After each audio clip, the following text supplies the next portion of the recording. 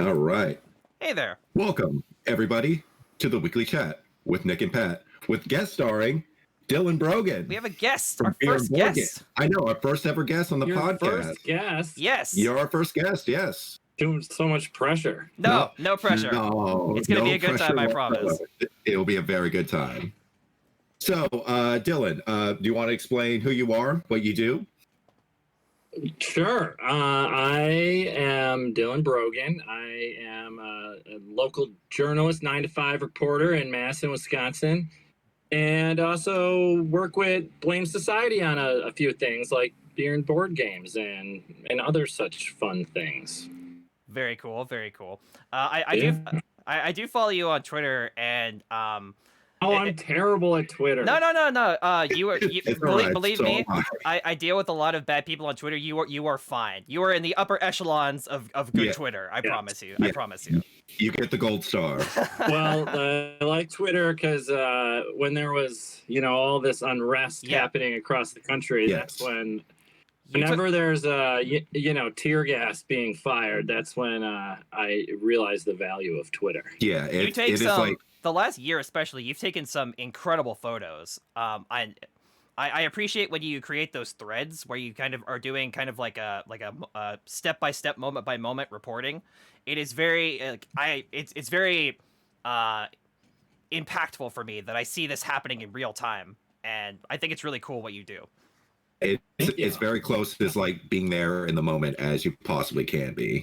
That seems to be the best thing about that medium, and you get none of the usual negativity. So Yeah. That's good to hear. So anyway, Dylan, at the top of every hour, or the show, I should say, we always exchange pleasantries. So as you're the guest, you should go first. So Dylan, how are you doing today? excellent. That's good. Anything new in your life?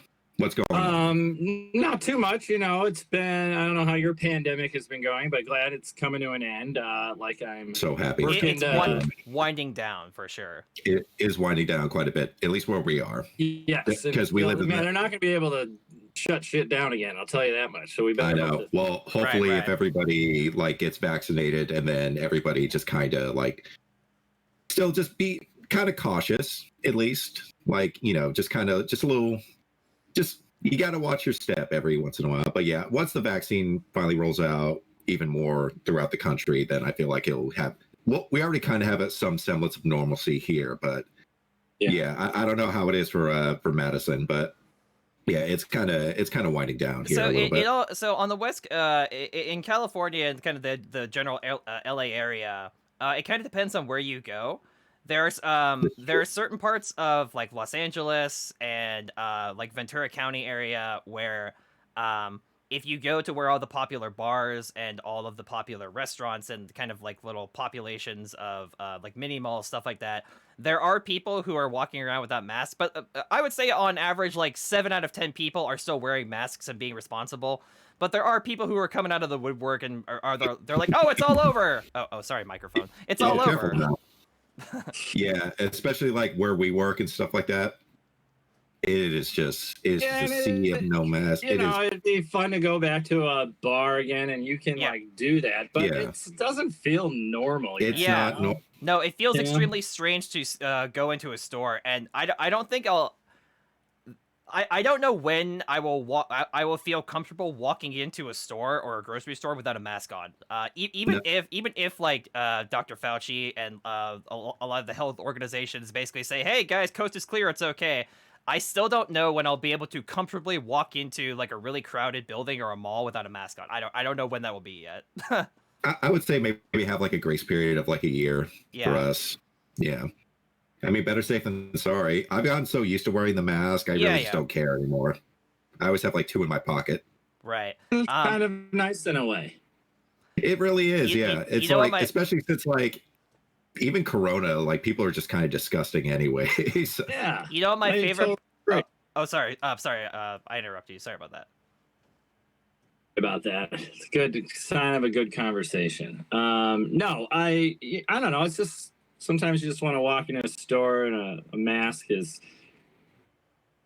It's no big deal. It's Right, no big like- deal. Well, that's how it was for the rest of the world for like many, many years. Like if you go to Japan, like the slightest hint of a cough that somebody has, and it's like it's Mask City. Yeah, there's a whole culture of people on the subways with masks on. Yeah, and this was even before the pandemic. But my favorite part about mask wearing is I have a really bad habit of sometimes when I'm in public and I see something, stuff that I think I'm saying to myself in my head, I accidentally start mouthing out loud. And so so the mask is really great when I walk by someone like peeing in an alley, and in my head I'm like, oh, that's gross, but in reality I'm like mouthing out the words like, oh, that's gross, and with the mask on nobody can see that I'm saying it out loud or whatever. It's so great dealing with customers with the mask on. Oh yeah, definitely. Because like you have to put on a face for customer service and stuff like that. So usually you have to put like a fake laugh. It's like, ah, ha, ha, you're Right. really funny. But with the mask on, I'm just like, and you just slowly walk away. It is kind of funny because you can kind of make faces at the customers. It's kind of like in Spaceballs where Dark Helmet, it's like, don't have that thing down at me ever again. I can't tell if you're making faces at me. Oh yeah, speaking of which, May the 4th be with you. It is May the 4th. I'm not a big Star Wars person, but I hope that everybody who is enjoys it. That's right. But All right. I guess for me the big thing is the charging port on my phone died, and so I thought I was gonna have to go get it repaired, but instead I bought a wireless charging pad, and so now my entire like, do you guys ever like find the thing you never knew you needed, and then when you have it, your life has changed forever? Yeah. That was me with this charging pad. You're like Neo when he comes out of the Matrix and he's just unplugged from everything. It's like Right. he truly is. Does it work well? Oh yeah, It works really well. it works even with the case on.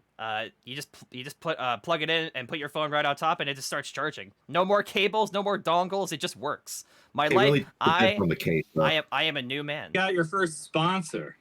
I know. I wish. Anchor hit us up, bud. I know, right? Right. I would take an Anchor sponsorship in a heartbeat. Oh, for sure. Yeah. Nick, what about you? I'm just dealing with a lot of personal stuff right now that I really sure. don't want to get into right now. Right. But otherwise, life's been good for the most part. Right on. Shall we Yeah. move on?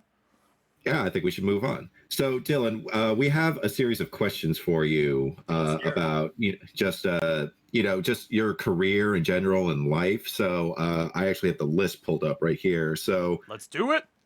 what was the first thing that you actually worked with Blame Society on? Was it Chad Vader? I did like I held a sound boom for Chad Vader. Oh, cool. Oh, all right. Those are fun times. Like they don't. That era was over of like having. I mean, there used to be like 40 people, and it was late at night, and it was always at the grocery store. At the co-op, and then I think what happened was, and then they always would like need somebody, usually like an ancillary customer character to do something, and so they would throw me in. I remember I rewatched Chad Vader about a year ago, and I saw you, and I'm like, oh, and I had seen you so many times on Beer and Board Games that I now recognize you. And the first time that I watched it, I didn't recognize you, but after watching it again, I'm like, oh, that's Dylan. That's incredible. Play the game, spot the Dylan. And I think it was maybe just the last 2 seasons though, but that was really, I'm glad I got to be part of that. So You're part of a Star Wars history from now until the end of time. Oh yeah. And there was a lot of, I mean, it was just so much fun, and we made a lot of, made some lifelong friends too, and I see a lot of those people all the time now, so it was great. That's fantastic. So another question I had. Oh, go ahead. Yeah, sorry about that. How did you? I can't believe how long ago it was. I know. Like, I still think about Chad Vader because me and this guy, we were watching Chad Vader. We were in high school at the time. No. I think as far back as like late middle school, early high school. That's right. We were obsessed with. I was obsessed with Super Shooter, the other series. I thought Super Shooter was the funniest thing, and then I think I saw. I want to say that I saw Super Shooter first, and then I saw Chad Vader after that. I saw Chad Vader first, then it was Super Shooter, and then it was what was it called? Life and Death of a Pumpkin. So there was I watched that every Halloween. I think the other series that Blame Society used to do that I find to this day it's still really funny to me is the Bric-a-Brac Theater, where they take the little like knickknacks and they like enact those little funny scenarios. That stuff is really funny. Yeah. That's my favorite one. Oh, really? Court. Yeah, Matt is a judge, and Aaron is usually like the criminal, and it's awesome. Oh, what was that? It was kind of the progenitor of beer and board games. It was some of the guys that were playing a board game, and then I think it was Jason. It was coming in as Brett Favre. Oh yeah, that was the skit with they're playing D&D, and it's like Brett Favre is the dungeon master. That's right. That's pretty funny too. Also, Thor's Kitchen is the other series that I forgot about Thor's I Kitchen. laugh at Thor's Kitchen as hard as I laughed back then. I still laugh just as hard nowadays. That show is very timeless. Yeah, like a lot of the old Blame Society stuff still holds up really, really well. Like for as long as I can remember, it was like the first time we ever saw the Monopoly episode of Beer and Board Games, and I still crack up every single time. That is like one of my favorite YouTube videos of all time. The Monopoly episode is great. Is legend. Like you and I, we quote the Monopoly episode all the time. There's a part of that episode where Matt says, like 20, or I think it might be Aaron actually, like $20 real is not the solution to everything, and I quote that all the time. And then I say, it is to me. Give me the $20.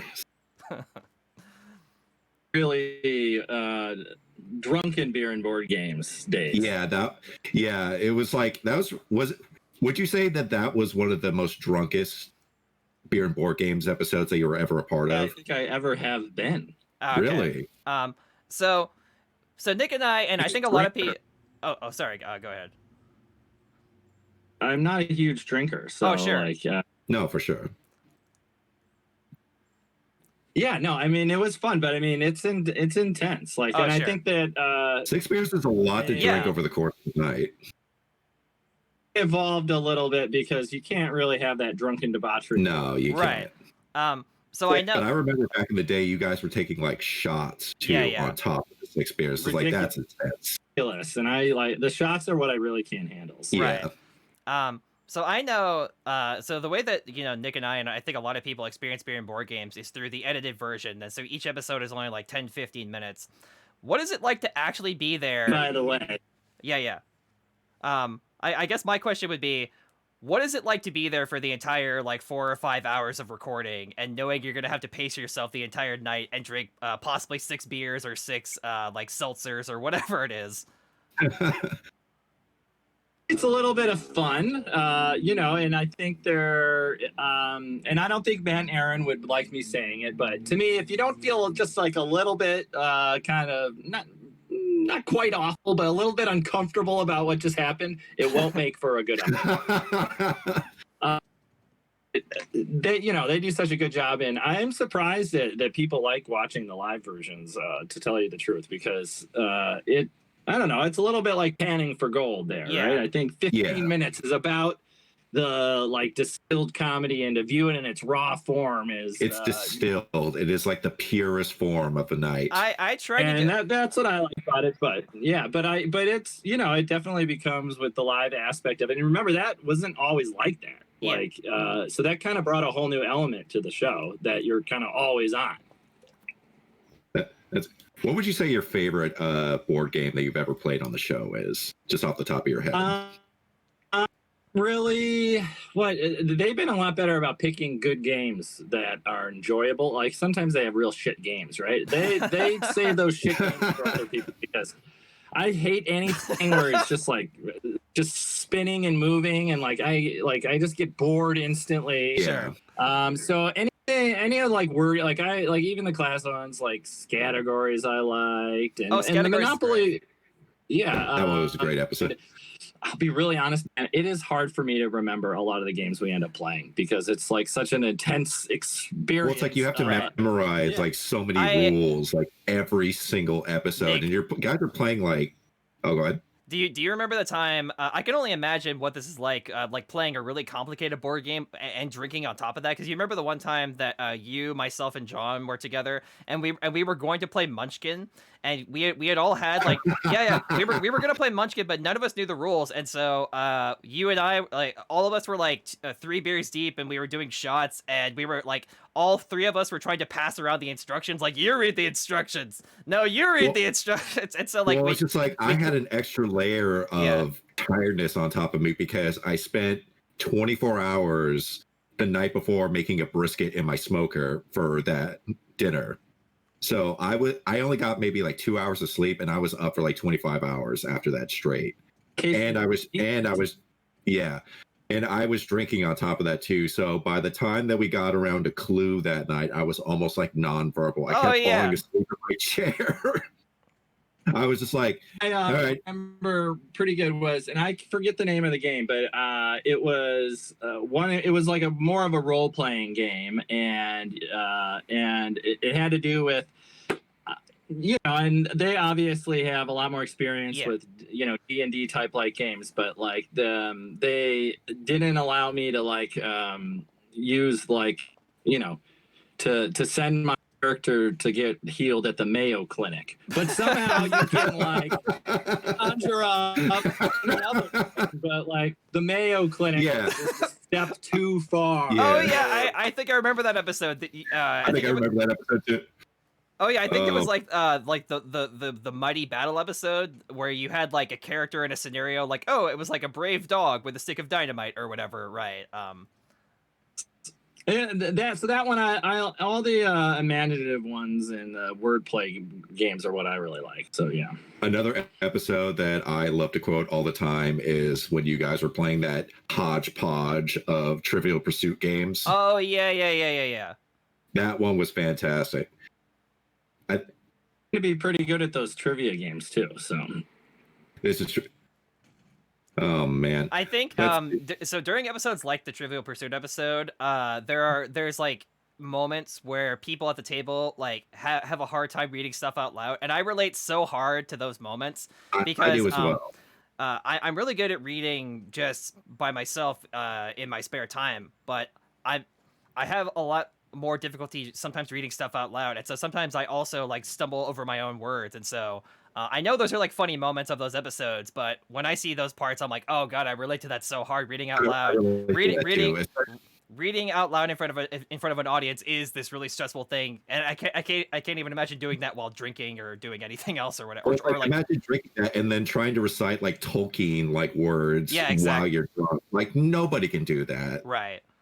It's like you're trying to like speak Elvish and you're like 3 beers deep, and it's like, oh. I find also that there's just words that I know how to say them and pronounce them in my head, but then when I get like, for example, like the word parallelogram, I know how to say the word. Like I know when I read the word on a piece of paper, I know how to say it, but then when I say it out loud, I like stumble over my own words, like parallelogram, and so I relate to those moments for sure.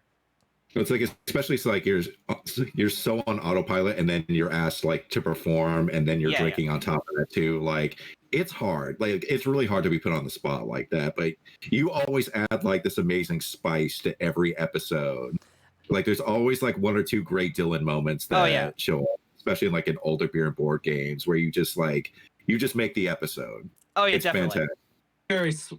I relate. Very nice to you say, and I do my best, and I feel like I have a good sense of I'm trying to have fun and make it funny. So you lean into whatever it is that. You are, and I mean this in the most best way possible. You are like the agent of chaos. You're the chemical X of beer and board games. Well, thank you. Yeah, no, there's definitely been some real moments. I'll tell you. Oh, that definitely. Speaking of real moments, can we talk about the bee suit episode? Yes.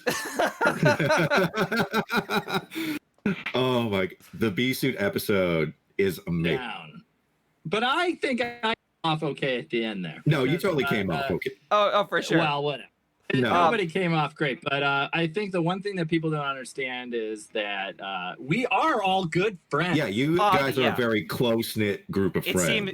It's really obvious that even though you rib each other, that you guys have respect for each other, and it's all in good fun. Yeah, it is all in good fun. There's no theater to it in a way. Yeah. Right? Well, it's natural. There really should be more acknowledgement that we're doing this as a performative aspect. But yeah. I think we all, I mean, what do you want to ask about it? I mean, I'll just tell you this. Remember, I was in a little bit of an inebriated state. Okay, yeah. Well, but drove me home. A hobo did actually drive you home. I was going to ask you. That's what I wanted to ask. What happened? As a hobo, I mean, why did a hobo have a car? I don't know, but it's actually super common. I was going to ask you, so at the end of the episode, you're just gone. But I was going to say, because you say like I'm gonna walk home and I'm gonna get like a ride or whatever. I was going to ask you like what actually happened that night, because you show up to the next episode of the show and everything's fine, but there's this little part of my brain that was like, what actually happened? What happened to Dylan Brogan walking out in his bee suit?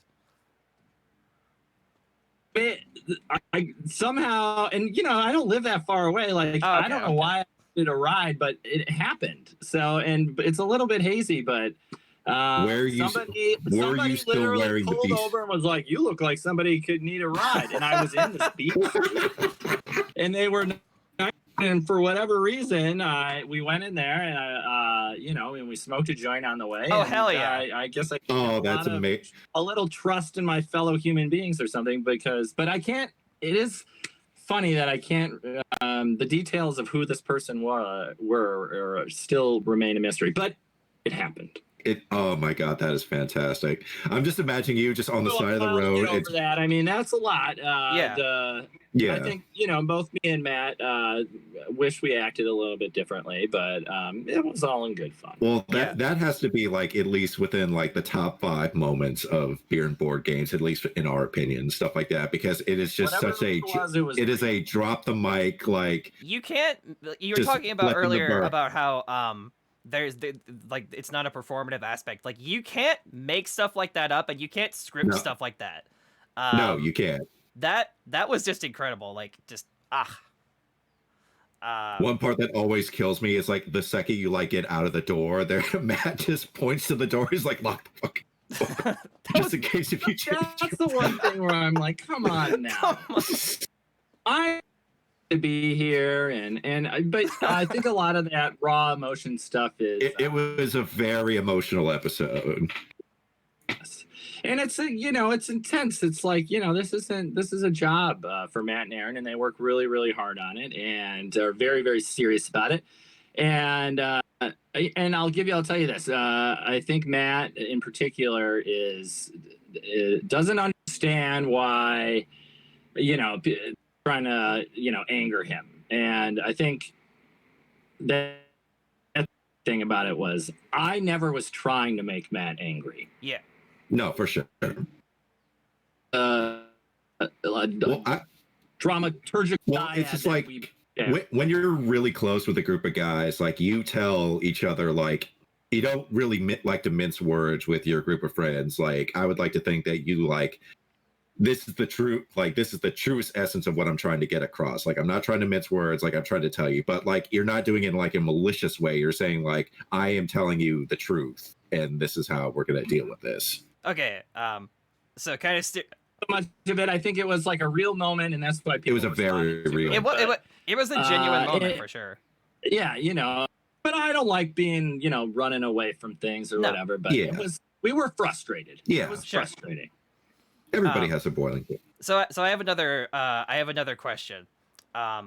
So one of the things that you like to carry with you, especially on beer and board games, is the pocket constitution. The pocket constitution.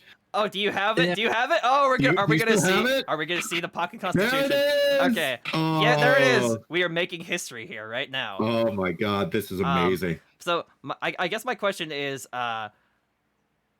is there a particular reason why you have the pocket constitution? Do you like to reference it, or do you just like it as a document? Like, what's the story behind the pocket constitution? Is it like a good luck charm to you of sorts, or what's the story? I like it as a document, and the reason why I like it as a document is that you can change it. But no, I think it's important that I don't know. I mean, I think it's a lot about. I've always had interest in politics and governance and society, and so I think a lot of it has to do with that. And I think people respond to it because, people should know about the Constitution. We all have our I always 100%. Wanted to do a web series about what to do if you're pulled over by a police officer. Oh, that's good. Man, oh, that's amazing.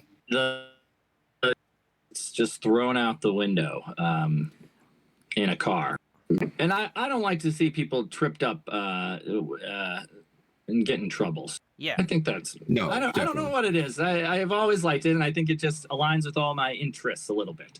It's a way. It's an easy way to wear your interest on your sleeve, and I feel like that comes through with your working as a political reporter. I think I had it. I always think it's a good idea too, but I started carrying around constitutions precisely because I used to keep my registration in my car. Oh, okay. In a pocket constitution, so if I ever got pulled over, I just grabbed the Constitution as a little reminder. There you go. Like, oh, here. Officer, I know about my Fourth and Fifth Amendment rights here. So that's right. And remember, just when you get pulled over, shut the fuck up. It's not the trial or the sentencing right there, and they are trying to trick you into saying giving away the farm, as it were. Yeah, I see people tripped up. It's like people just get so they kind of it's like a very fight or flight type of response where it's just like they either freeze up or they just go into attack mode. Even if you've done nothing wrong, people are when you get pulled over, people are flustered and freaked out. Even if it's for something as small as a speeding ticket or a broken headlight or something. Your blinker's broken or whatever it is, right? Nobody likes to be pulled over because everyone else that other people driving by see you and they're like, oh, is that guy in trouble? And then you're on the defensive, and so your adrenaline. And I think up. even if you're not guilty of anything tremendous, you have the if you're nervous, you have the ability to say too much and basically spill your guts to an officer. Do you know how fast you were going? Don't ever tell them more than the speed limit. I'll tell you that. That's for sure. They don't even have to have clocked you then, right? I'm always worried, man, God, if they ever searched my truck or whatever, I don't even know what they would find. Oh man. So I have another question here for you. On everyone, I think it goes back to the Constitution. I think everyone, what are we all searching for in life? And it gets bastardized in too many ways, but we should live in a free society where everyone enjoys freedom. So I think that's what it's about. And I mean that in a non-Trumpian way. No. I agree 100%. When you say that, I can tell that you have good intentions, and it's less about absolute freedom. Nobody wants anarchy, but everybody. I think that there is a sizable chunk of the population that just don't know the rights they have in any given situation. No. People every day watch stuff like CSI and Law and Order, and so they hear the characters in this show will always rattle off the Miranda rights, but nobody knows even though you hear that stuff all the time, you might not necessarily know what that stuff means. It's one thing to see it on TV, and it's another thing entirely to actually be pulled over by a police officer. What do you actually do in that situation? Or just in general, people don't know what their rights, and not even the whole pulled over by a policeman scenario. Just in general, people don't know what their constitutional rights are. People don't know what their state rights are. And if you ask them about it, a lot of people just don't know. No, it's all a lot of people just don't know, and they just kind of assume that there are people in government and law enforcement that they know all that stuff for me, and they'll do stuff on my behalf on that's in my best interest. I don't have to worry about it. And I think we saw in the last 4 years that it's extremely important from everybody from the smallest kind of 9 to 5 worker to the biggest like government corporate CEO. Everybody should know their legal rights in any given scenario. And also, what you were saying, people, they're just trying to get by in their life, and I don't like people getting hassled. Yeah, you know, and there's you hassle people too much in this world, and so I think that has to underpins the philosophy. Plus, it's just fun. It's a good way to teach people about things, and and I like that. Hey, I believe we should all in self-governance, and the U.S. Constitution and many other constitutions that's how we do it. You know, so everyone should have a stake in that. So I guess that's why I saw myself as a little bit of a champion of it, and I think we've given away 500 of them over the years. So they're good to have. That's awesome. Just in case you don't ever know when you're going to need it. Exactly. It's better to have it than not have it. Exactly. Explains a little bit of it, and I think it really underpins a lot of my work in journalism too. So, it all sort of ties everything together. And have you just been working in overdrive for the past 4 years during the Trump administration? Well, definitely I work in art, but remember it's like a local newspaper, and I'm covering my hometown in Madison. So, I mean, I've covered every that. It really sucks. You know, the paper I work for is a weekly paper that was around for 45 years. It's called Isthmus. I have a whole tattoo of it now. Whoa. But, that's awesome. That's amazing. Fundraiser, but so it was privately owned and it was awesome and great, but then it got all shut down because of COVID, and now we're finally going to be printing papers again in August. And so I spent a year turning it into a nonprofit and trying to keep this paper alive, and it's good. So I went from being the low man on the totem pole to being like one of the head honchos right now. Who are relaunching it. So it's awesome. Do you guys tremendous. Do you guys have an online presence in addition to the actual print copies? Oh no. Uh-oh. Pat? I'm here. Oh, you froze for a second. Yeah, we've been doing so right now. It's like this year has really sucked. But we're doing very limited content just because we're trying to come back. But it's at isthmus.com, and we're finally the light is at the end of the tunnel, and I'll go back to reporting on all the stuff I used to, which was a lot having to do with the cops but I would you covered a lot of protests and stuff.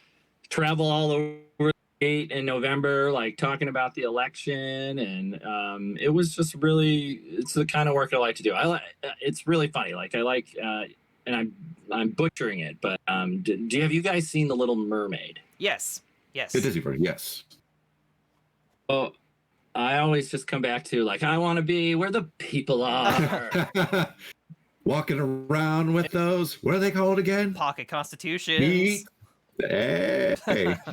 And so the correspondence. That's the kind of thing I like being out in the world. I did a whole cover story about the history of strip clubs in my town, and I did another thing about the school district. So it ranges from super fun, weird stuff to some pretty serious. I love stuff like that. That's a fantastic segue, because I was genuinely curious about this. Speaking of strip clubs, I know a couple years ago when the whole Stormy Daniels case was a hot button topic of conversation, you actually interviewed Stormy Daniels. Please tell us what that was like.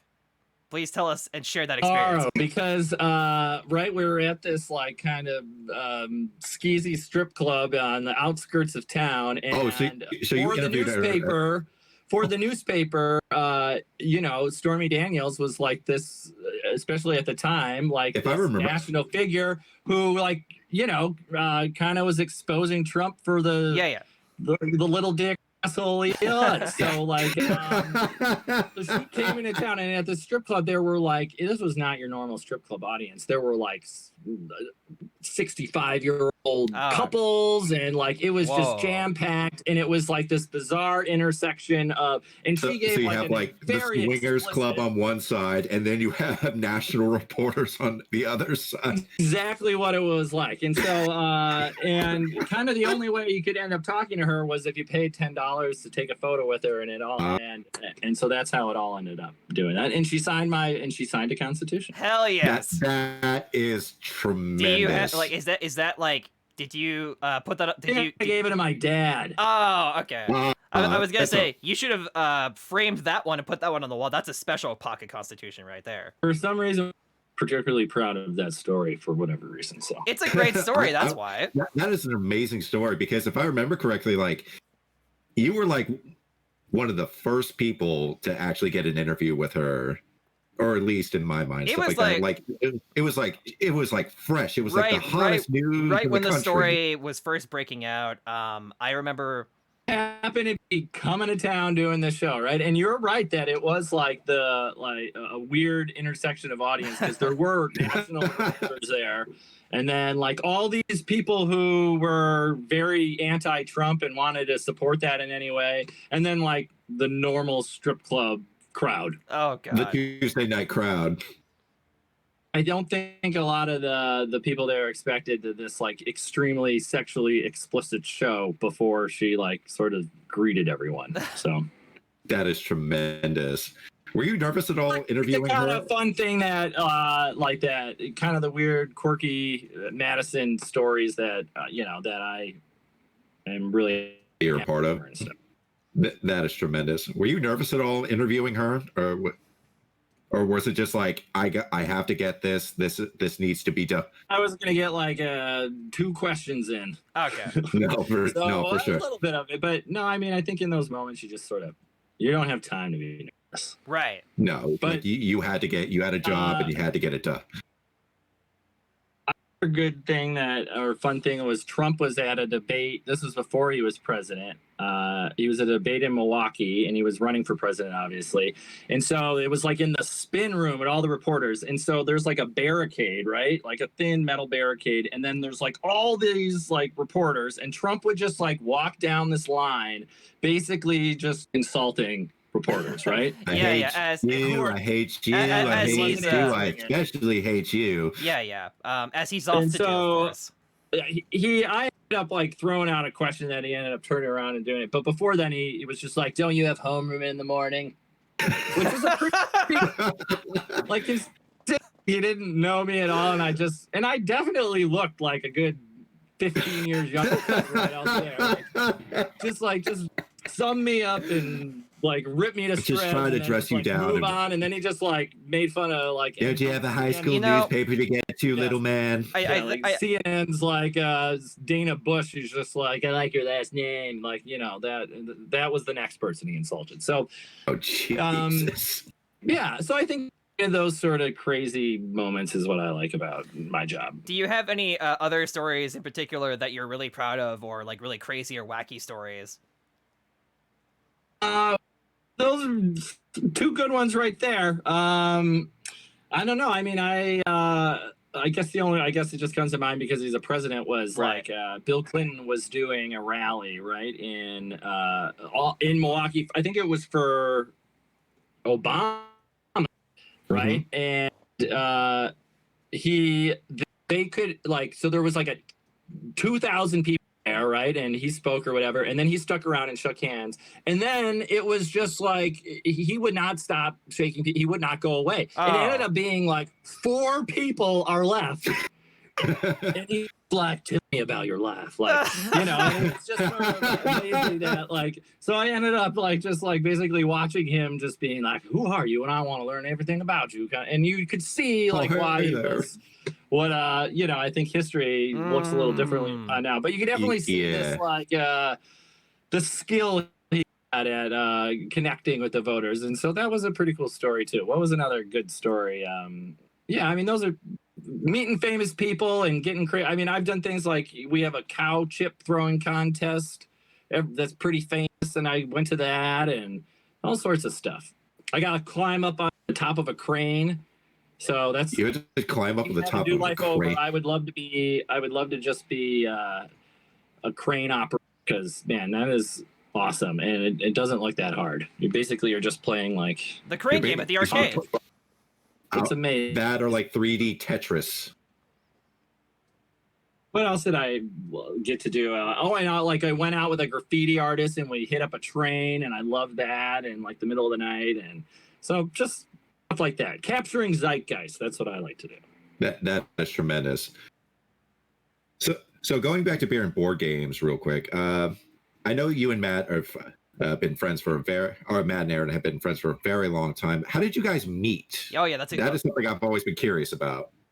Through Jason, because both Jason and I worked at the same radio group, and I worked at like a high band AM talk radio station, like producing talk shows and stuff like that. And he was the morning DJ on the country music station. Oh, really? Oh my God. Him and Brad Knight were teaching improv classes, and he's like, "You should take one of our classes." And so that's how I got. That is really tremendous. So Jason, continue to be good friends with all of them too, and and a lot of I don't know if you heard about Monkey Business Institute, but that's the improv group that Brad owns. That's right. That's right. Yeah, it was like a Matt, and then I think Craig Johnson's there too, and Jason. Yeah, it's pretty much all the Blame Society crew. Brad and Jason originally started it, and Brad is just the one who pretty much runs it, and that I always love doing that too. So that's been a lot of fun. That is tremendous. One other thing that I've always wanted to ask: the costumes that you guys used to wear all the time back in the day, were those provided, or did you have to make a hodgepodge of a costume yourself? Did you have to go to Goodwill? Every one of my costumes, and usually when they didn't request it. Yes. So, that is the answer I've always hoped for. I have like an amazing array of. Well, it's like you just have some legendary costumes, like the Willy Wonka or the Monopoly Man outfit, then the Leia outfit. Oh my God, yeah. I think my favorite is you guys were playing like an Avengers game one time, and you dressed up as Aquaman, and you had like the mesh shirt. That was great. I forgot about the Aquaman costume. Green little shorts, and I definitely still have them. So that is amazing. And all that stuff. I got to wear like this, like it was like a sexy cat costume. That I remember that Halloween Express. So that one was pretty fun too. So, but no, I always thought next time I'm gonna encourage more costume wearing. That's another question I wanted to ask. Do you guys have like a rough estimate about when you actually are going to be able to be in the same room together? They're the first in person, so that's getting back and going after like a year of doing them all remotely. So, but everyone's pretty much vaccinated now, so I think that's getting back to business. And I think it, they've been doing the show a long time. They like really try to mix up the guests and stuff. So, I'm sure I'll be doing one at some point. So I'll be rooting for you. So I have a question. So do you ever, the episodes that you're on, the episodes that get uploaded to the main channel, do you ever go back and watch those episodes, or do you look at like, I was already there, I don't need to watch it again, because I will do the editing and upload. So the way that this show works is that we stream it live on Twitch, and then I download the VOD and I clean it and I put it on YouTube. But I like to listen to the whole thing again just to make sure that everything sounds good or whatever. And there are times when I'm listening to my own recording and I'm like, like, so do you actually ever go back and watch those episodes that you're in, or are you like about why Matt can be a little bit A little on edge. About people talking over each other or anything like that, because he has to go back and like view all like scripted 5 hours of footage. Horrible work of stitching it together into something that makes sense. So that's always sort of in the back of his brain. But no, I usually watch them once and I never watch them again. So I maybe should do that, because like it's funny that I mean I have a hard time remembering that Monopoly episode. But, so no, I always make it a point to, and I'm better about watching the ones that I'm not in. So. Oh, okay. Okay. Oh, I guess follow-up question, kind of in this same territory of questions. Are you ever worried that people have like kind of like has anyone ever bothered you on Twitter like via like a parasocial relationship where they're like, oh, you're like Dylan from Beer and Board Games, I can like come and bother you whenever I want on Twitter? Has anything like that ever happened to you? Much. Okay. No, I would like nice thing about like Matt and Aaron have both built like these cool little communities, right? And there was a bunch of them, right? Like it's not just Beer and Board Games. It's like Welcome in the Basement. There's Game Society, all these. Yeah. You know, and a nice benefit of it is that it, you know, everyone is a real person and really chill, and so we'll see. There's supposedly supposed to be an in-person folks con, so I'm not sure. Really? So that's not just an ongoing joke on Beer and Board Games. That's a real thing. A real in-person folks con. Oh my God, that's tremendous. But I'm not sure how that's gonna go. Is it gonna? But I don't know. I would want to do something fun, like some sort of special Dylan Brogan package, where you know, and my dream would be like everyone ends up getting arrested. No. I'm just imagining like Disney's Hall of Presidents, but I want Beer and Board Games Hall of Dylan's costumes. It's just animatronics of every episode. It's just animatronics of you in different costumes. I'm not in on the planning on it. I have no idea who it is, but there are people who want that are. I think it's going to happen at some point. So that's awesome. Well, we look forward to that with gusto. It's so wonderful to hear, like, you know, it's so bizarre when the world basically everyone hits pause on the world, and every convention, every concert, every like special gathering, every holiday is just like paused for a year. And so it's so weird. I follow certain events on Twitter and social media and stuff, and it's like, I feel like, you know how there's my sister's a plant biologist, and she always tells me about there's these special type of like fireweed plants that their seeds like dormant in the soil for like 5-10 years, and then like once every 5-10 years they like sprout again, and then they'll grow, and then they'll and then the cycle repeats. And I almost feel like that's what's happening right now, is that the world has been dormant for like a year and a half, and now like the fireweed is growing out of the earth again. Time for at least a year, I'd say, and I don't think we're even quite past the pandemic chapter yet. So, no, we're getting to like the third, like we're just starting the third act, just like getting right to the end almost, but like it's at the very beginning of the third act, I feel.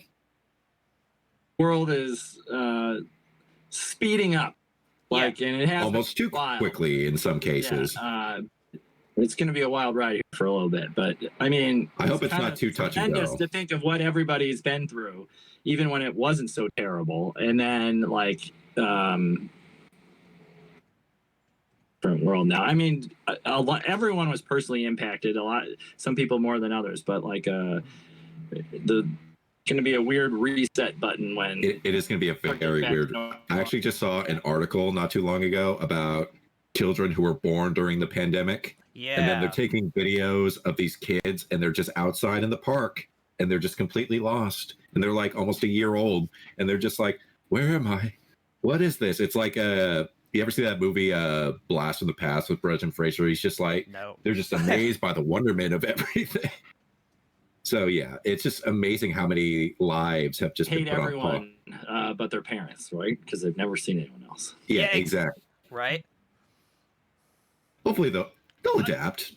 Humans are pretty like a 10-year-old, right? It must have been a weird cooped up year for a 10-year-old. Well, it's like I can't imagine going through grade school and then going through this and having to go from like in person to online, and then That's why we better hope this virus is over, because I'm telling you, these parents are not doing this virtual learning shit 1 second more.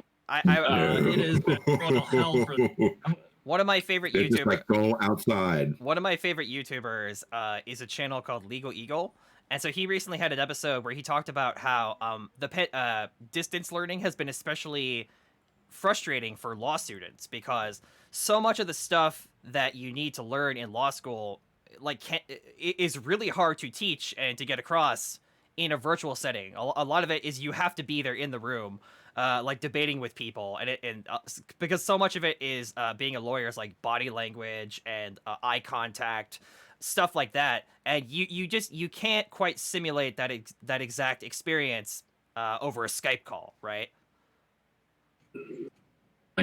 Yeah. Definitely. So I have another question for you. Do Matt and Aaron specifically pick out the games? And if you were to have your dream game, like a game that, hey, Matt and Aaron, I want to play this game on the show, what would be your game to play on the show? Pursuit, for the whole time. The whole time? Just another big Trivial Pursuit extravaganza. And with Goozy and... Yeah! There you go. One who's primarily picking the games, because most of the time Matt doesn't know what the hell game we're playing either. That's part of the fun of it. But I could be wrong about that, but I think Aaron is the one picking the games most often. Yeah, makes sense. Well, you guys, I can't imagine what the library for beer and board games must look like. It must just look like just a whole closet. I know that. I know there was people have sent Aaron that have never even been played, that are just like in the queue, and they're just some bizarro like.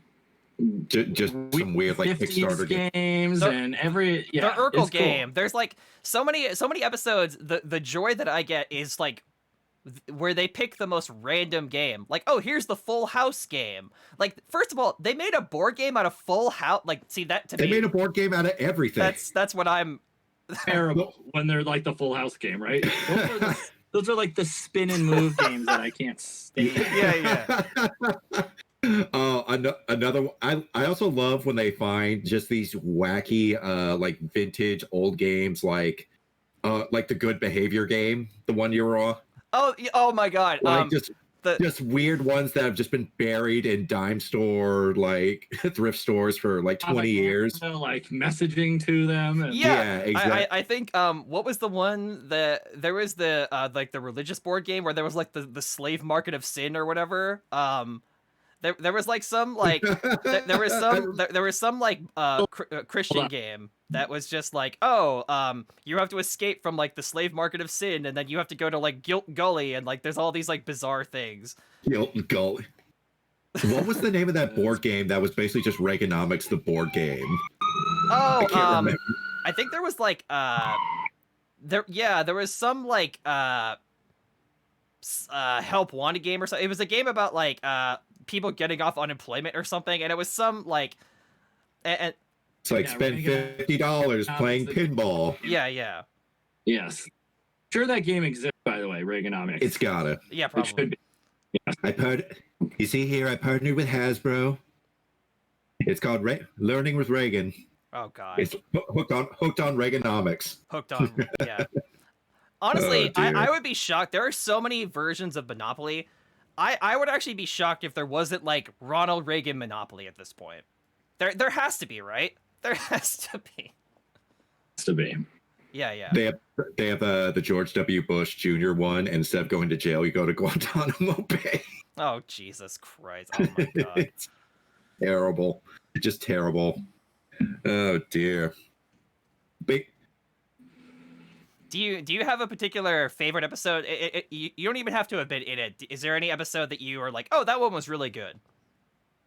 I was definitely in. I don't know. I think I don't know. I think probably that one with the Mayo Clinic and the role playing game that I had a lot with. I like that one a lot. I can't even remember the name of the game, but that I remember being a very, very fun night. And sometimes it's not always the most fun night when you're doing beer and board games because you're creating art. But that one was really fun. And so I would say and all the ones with Christmas episode ones. Oh, yeah. I love the Christmas episode ones. It's like you also have like another one of my favorite moments from the show, from an episode that you weren't even on, and that was I forget what episode it was, but the boys had decided to pull a prank call on you. Oh yeah, the prank phone call. Family. Yeah. It was what was it called? The rightway.org gov. Yeah. Oh my god. And I love Mr. Khan. I've become good friends with too, and I love that guy. You know, he is like a city council member in De Pere, where he lives. Is he really? Yeah. Oh, that's tremendous. Man. Yeah. But I remember he was like just stringing you along for like a few minutes, and then like the rightway.gov. He was like, he was gonna like pay you with what was it, like a Papa John's coupon? It's like, oh, I'm sorry, I had to step away for a cup of coffee. It was for me to believe it. Well, it's like another one of my favorite parts of it is when I think you called Matt. And he was just like, did that blogger just call you? And he's just like, yeah, he was like really creepy. Oh my he was like God. talking about like getting cups of coffee and like Papa John's coupons. Oh my god. That one was ridiculous. That one was pretty tremendous, yeah. Oh man. All right. Gotta get back to newspaper business here in a moment. Oh yeah, of course. All right. Of course, yeah. Thank you so much Dylan, for your time. thank you so much for being on the show. You've been a wonderful I gotta guest. give you one last question though. All right. All right. Let's see. I think I do. I'm trying. Here. Here. I think it would be a good note to end on. What made you want to become a reporter? Oh, that's a good question. Yeah. Like, did you always want to become a reporter? I would be a reporter. I think I wanted to go. I lived in D.C. for a while, thinking like I wanted to go into politics, and then I worked a semester at the Capitol. Like the U.S. Capitol, and it was, and if you weren't wearing a tie, everyone treated you like shit, and I got really negative about it and started hanging out with all the Capitol janitors, and they just put me on giving tours, so I got to like see all the backstage of it, but I think that was it, was that I saw what working a career at the U.S. Capitol was like, and it disgusted me. And so I think that naturally just sort of turned into, wanting to report on these things and make things better. So that's how I would say it.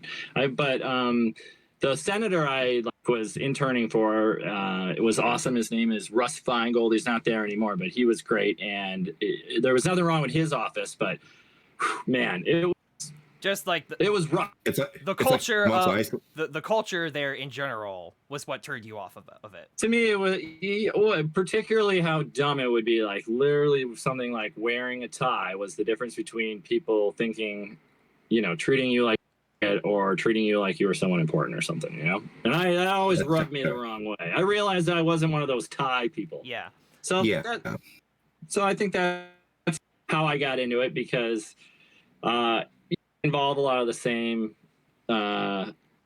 elements, and and I always like journalism. There's also like a little bit of a performance aspect, which I like too. So but going out and just going out and experiencing the world and telling the people what they got to know. That's what I guess that's how I got it. You were saying you're doing the good work. You want to be part of the zeitgeist. You want to kind of be you want to be on the ground and like part of the conversation. I think that's another thing I like about journalism is like every day, every story is different, and you got to prove yourself every day. And it's like you get to talk to a lot of amazing people and do a lot of amazing things. And I think that you have to become an expert in whatever you happen to be reporting on that day. And I like that element of it too. Do you have a dream interview? So somebody you want to interview? Wow. Let me think. Dream interview. I like, Donald Trump. No, I'm just kidding. No. I'm just kidding. Hard. I think like I don't know, I just want to do I'd like to. You know what? Joe can be a pretty good interview. I'll just say Joe Biden. Okay. Yeah. Yeah, that'd be a really good one. Man, like I'm not sure anyone really wanted him, but it doesn't so much matter what you did before. It's what you do while you're doing it. Exactly. Like I think that guy's remembered a hell of a lot better than anyone in the world ever thought of him. Right. So, but you know, to tell you the truth, it's not really the big names I like interviewing. I know like that's the easy way to do Right. it, but you know, I like yeah, like going out where the people are.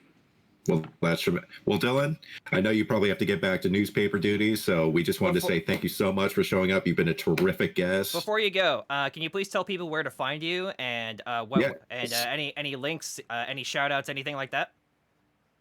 You know, any of the journalism at isthmus.com, but I, you know, definitely always just privileged to be part of Matt and Aaron's Blame Society world. So I, you know, they need all the fans they can get, and it's really amazing that it's all word of mouth and people just loving the content. So I would recommend, you know, people consume theirs.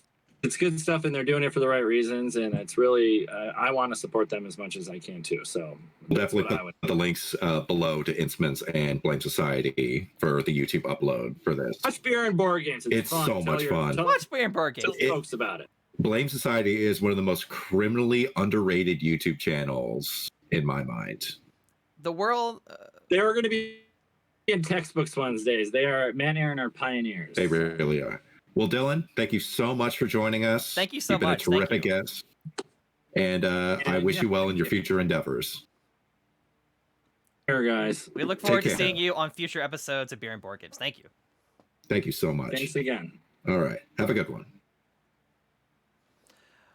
What a nice guy. Oh my God, that was so cool. Like, that was surreal. Hi.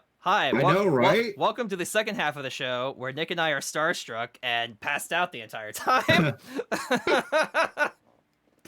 Oh man, that was... I'm not gonna lie, I was nervous, but like he's a really nice guy. He was, incredibly wonderful to have on the show. Was a very good sport about everything. Gave a lot of really good insight, I thought. Mm-hmm. Do you want to go ahead and take like a 5-minute break, and then we can come back and do the second part of the show? We'll take a 5-er, yeah. Let me set this up. Let me get some music going, and then we will. Yeah. Let me just yeah. Get my favorite music going here. Some sea shanties.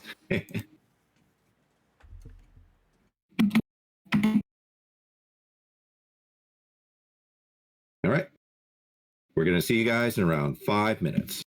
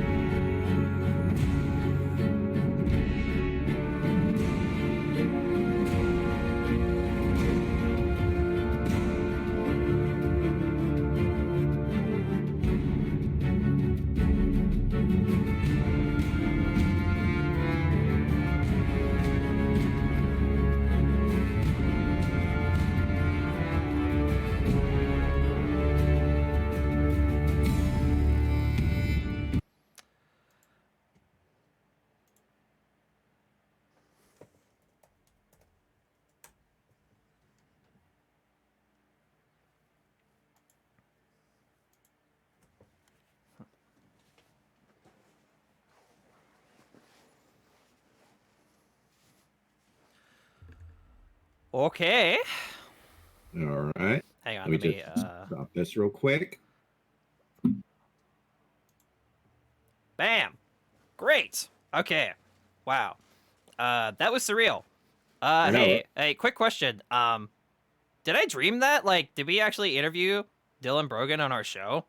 Yes, we did. Oh, dang. Okay, so that wasn't like a hallucination fever dream then? That wasn't like I just grabbed that was a real. I just grabbed a cup of coffee here. That was incredible. In all seriousness, that was incredible. Thank you, Dylan, for being on our show once again. Thank you so much. No, he was a really good sport about it. Very insightful guy. Yeah, very super insightful.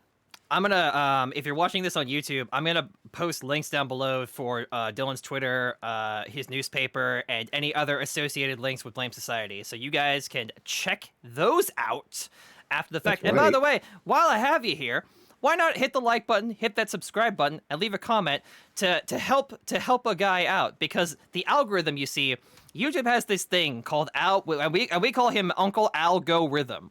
Algorithm. And so he's like that aggressive uncle you have from the South who he gave your cousin, his daughter, like a shotgun wedding. Like, that's the kind of guy that Algorithm is, right? He's very strict and he's very specific. And so the thing that Algorithm really likes is if you hit that like button, you hit that subscribe button, and you leave a comment, preferably in the first half or the first hour of this show. That's right. Make sure to like it. Make sure to smash the bell. Smash the bell. Create engagement. But no, in all seriousness, doing those kind of things helps us out, helps us grow. It helps everybody. Everybody. All right. Everybody, click your feeds. Click, click, click, click. So, if you want, we could talk about some new stuff for a bit here. But I did want to do. I wanted to kind of. I wanted to continue this interview style of episode, except this time, instead of interviewing our wonderful guest, I'm going to interview you. Me? All right. So, if oh you God. don't, What will we talk about? if you don't know, now actually, let me cue this up. Oh wait, I gotta look more official like for That's right. the interview. Hold on one second. I hit the glare on that. That's terrible. Hang on a second. Let me cue this up real quick. All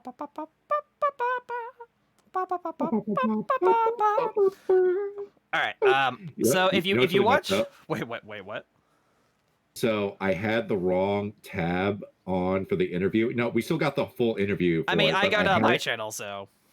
I know, but still, like for my stream, I have a just chatting stream that has my graphics on it, and then I have my live stream tab. I had it on my live stream tab, Whoopsie! But I still got everything.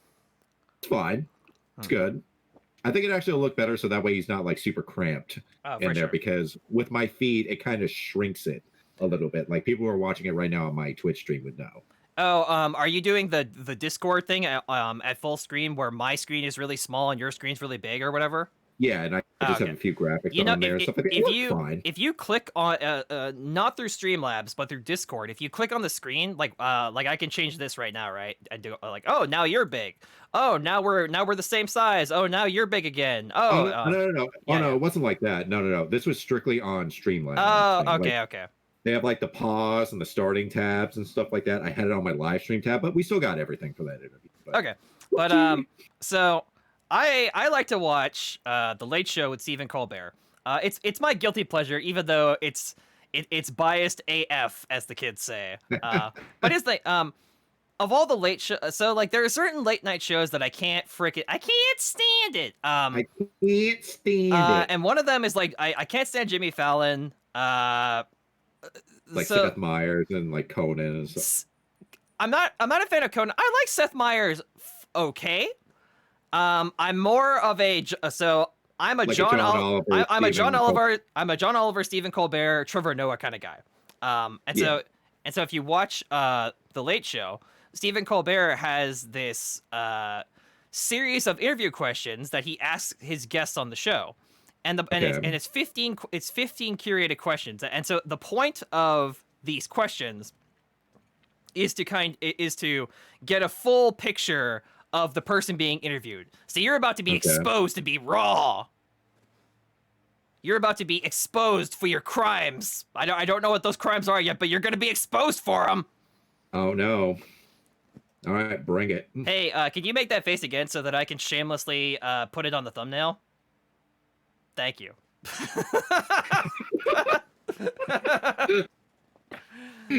Here, do you want another one? There you go. All right. So these. Oh, come on. Where did it freaking? Clickbait. Where did it freaking go? Come on. Oh, come on. It's a freaking cider. Here we go. Okay. So these are 15 questions. And so what I figured we would do is that this week I would ask you these questions, but the next week's episode you'll ask me these questions. Okay, I'm done with that. All right, so are you ready for this? And so, by the way, don't think of, so like the point. And apparently, these are apparently curated by an actual like psychologist. But PETA, you said so I have to get my first knee-jerk reaction. Yeah, but PETA, you're psychologist. If you get that reference, then you're one of the good ones. Are you running beta breakers this year? That's right, Johnny. All right, so without further ado, don't think about it too much, but don't feel like you have to rush either. But just like the first thing that comes to your head, just like lay it out there. Okay. All right, let's do this. All right, question one: best sandwich. Italian, cold cut. Okay. What's one thing you own that you should really throw out or get rid of? I have 2 laundry baskets. I need to get rid of one. Okay. What is the scariest animal? Black Widow. Oh yeah, that's good. All right. Apples or oranges? Oranges. Good man, good man. Have you ever asked someone for their autograph? Yes. Who was it? Who was it? I asked 𝐿𝐴𝐵𝐿 from who's like a voice acting legend and stuff like that, but he just had a huge line. Nice. He was kind of in the middle of a crowd, and I figured I'd shoot my shot. Might as well. Did you actually got an autograph? No, I didn't. Oh, okay. But like I totally understand because he was like walking through the convention center and like he had to get it. But I had to shoot my shot. All right. So this next one's heavy, so be ready. Okay. What do you think happens when we die? The lights go out and we enter into the void. Maybe. I hope to be wrong. Okay. I want to be wrong. All right. Number 7, favorite action movie. Oh, Hot Fuzz. Oh, nice. Hell yeah. Favorite smell. Vanilla. Like French vanilla. Like vanilla beans. You know, like Madagascar, like vanilla beans. You're not talking about like vanilla scented candles. You're talking about the real McCoy, actual peeled vanilla. Yeah, that. Yeah, no, that's good. You and I worked in a kitchen together for a while where we actually had vanilla as one of the ingredients for a dish, and man, having that peeled open and like smelling it when it's peeled out, scraping all those beans. Oh, it's one of the best smells in the world. Hell yeah. Okay, here we go. You probably have so many of these. Okay, number 9, least favorite smell. Oh, probably vomit.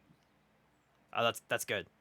Number 10, exercise. Worth it? Question mark? Okay. Yes, absolutely. Okay, I have no idea what this question means, but I'm going to ask it anyway. Number 11, flat or sparkling?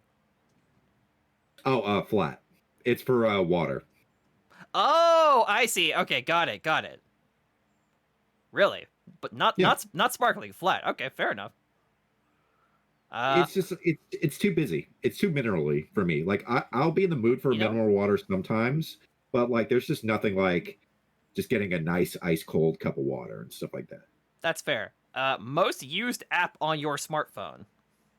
Oh, that would be YouTube, hands down. Fair enough.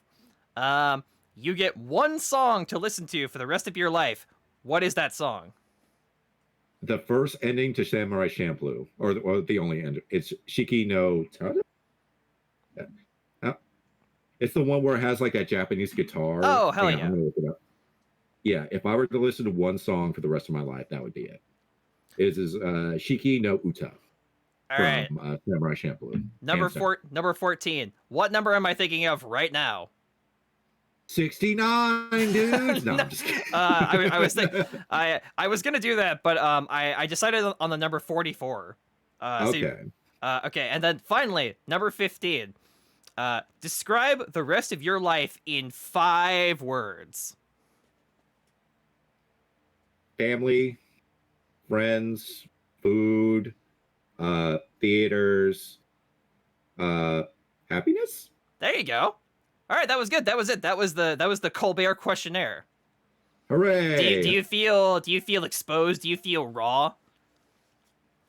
It's bloody in the middle. It's raw in the middle. Raw in the middle. Yeah, I feel pretty exposed. I feel so naked. Oh! Are you like are you a woman in the shower in a 1930s cereal? The audacity. Yes. You know the other day I was cooking pancakes, and what I do, so when I cook pancakes, I make like 3 at a time, and then when I'm done, I put the still fresh pancakes in the toaster oven on warm. So while I'm cooking the rest of the food, the other pancakes won't get cold. And so the other day, my mom came into the kitchen like while I was like halfway done cooking dinner, and she came in and she stole one of the pancakes out of the toaster oven. And so I was mad at her because I'm like, hey, you have to wait until dinner time. And I said like, what are you like? This is like the equivalent of stealing a pie off a windowsill from a granny from like a Hanna-Barbera cartoon. Do you leave the pancakes in the toaster oven for very long? No. And by the way, I don't put it on. I put it on the lowest possible. I put it on. setting. So there's like. You can set it from like the heat from like 150 to 450, but there's a setting below that called warm. That's the one. Yeah. Okay. There's a warm setting. Yeah, and that's the one that I use. Man, I haven't had pancakes in so long. Because you're being such a chef right now, but you're exactly right. If you completely, I'm also incredibly hungry right now. You don't want to. You don't want to completely overblow your pancakes and put them in the toaster oven after they've been cooking, because you want them to be kind of fluffy. Yeah. Can I ask you a question? Yes. About pancakes? Yes. For your personal preference, toppings or no toppings? Are you just All a right, syrup and like Butterman, or do you go crazy? Okay, here's the only way that you. Okay, this is gonna be controversial. This might be the most controversial thing of the whole podcast. There's only one way I will eat pancakes. Ready? 3 pancakes, butter, syrup. That's it. Yeah, I'm not a big fan of it. Yeah, like sometimes, like when we would go out, we would go to Denny's or something like that, and they would have like some bullshit pancakes. No, like, and by the way, here's the thing: you can have banana nut. So like, I don't mind a little bit of experimentation in my pancakes. Stuff like banana nut pancakes, stuff like pancakes with blueberries, pancakes with strawberries. Like, okay. Yeah, I like oh, you know what's really good? Once Those like cinnamon roll pancakes. Once you start doing this crap like IHOP, where like, oh, we're gonna put green food coloring in the pancakes, and we're gonna top it with like sprinkles. Stop. You've lost the plot. Yeah. Stop it.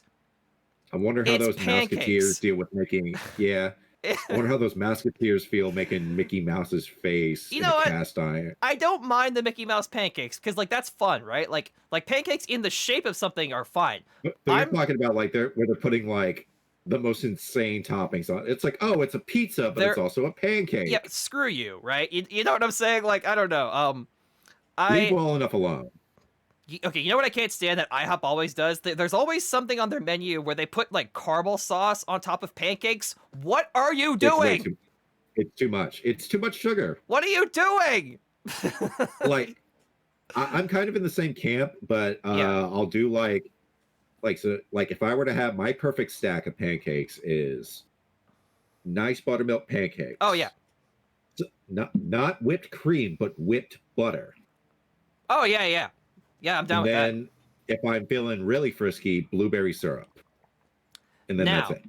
If there is a nice blueberry boysenberry syrup, I'm down.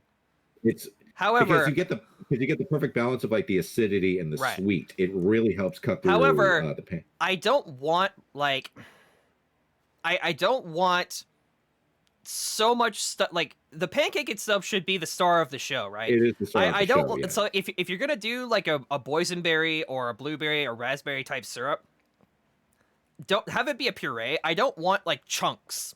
I don't want chunks of the fruit in the syrup. I don't want that. I don't mind if they're cut really small and used as a garnish, but they always do this thing where like where they try to make like a layer cake where they put like pancake, syrup, strawberry, like strawberry and like this sugary mass. Like honestly, it probably has like 2,000 calories. It's in probably because I'm wearing this plaid shirt and I feel like a lumberjack right now. But I'm wearing a Carhartt shirt with this. That's right. With this trucker hat.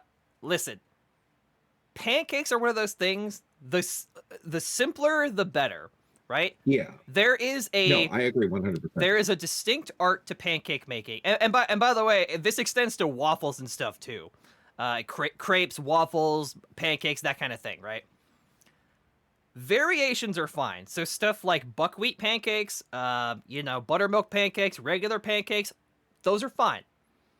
Once you start with the circus show theatrics, caramel sauce, and like food coloring, and like, I don't know, like marshmallows. Like once you start with all of that it's the sideshow nonsense, I'm out.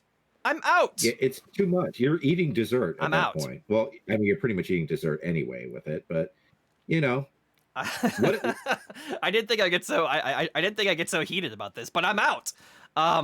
Yeah, it's too much. Like I remember, like we would go to IHOP all the time with me and my family, and like they would always get like this sugary blast of a mess, and it looks like a cake that you're eating. It looks like you're just eating a whole mini cake. You might as well have just gone out for dessert, which is fine. If that's what you want, okay. But like if you're gonna eat pancakes for breakfast, or like my family and I, we love breakfast for dinner. If you're gonna go out and eat pancakes for dinner, stop with the sprinkles, stop with the frosting, stop with the food coloring. Just stop. You're going too far down the rabbit hole. Just like it's like Jeff Goldblum in Jurassic Park. You were considerate about whether you can do it, whether or not you should do it, right?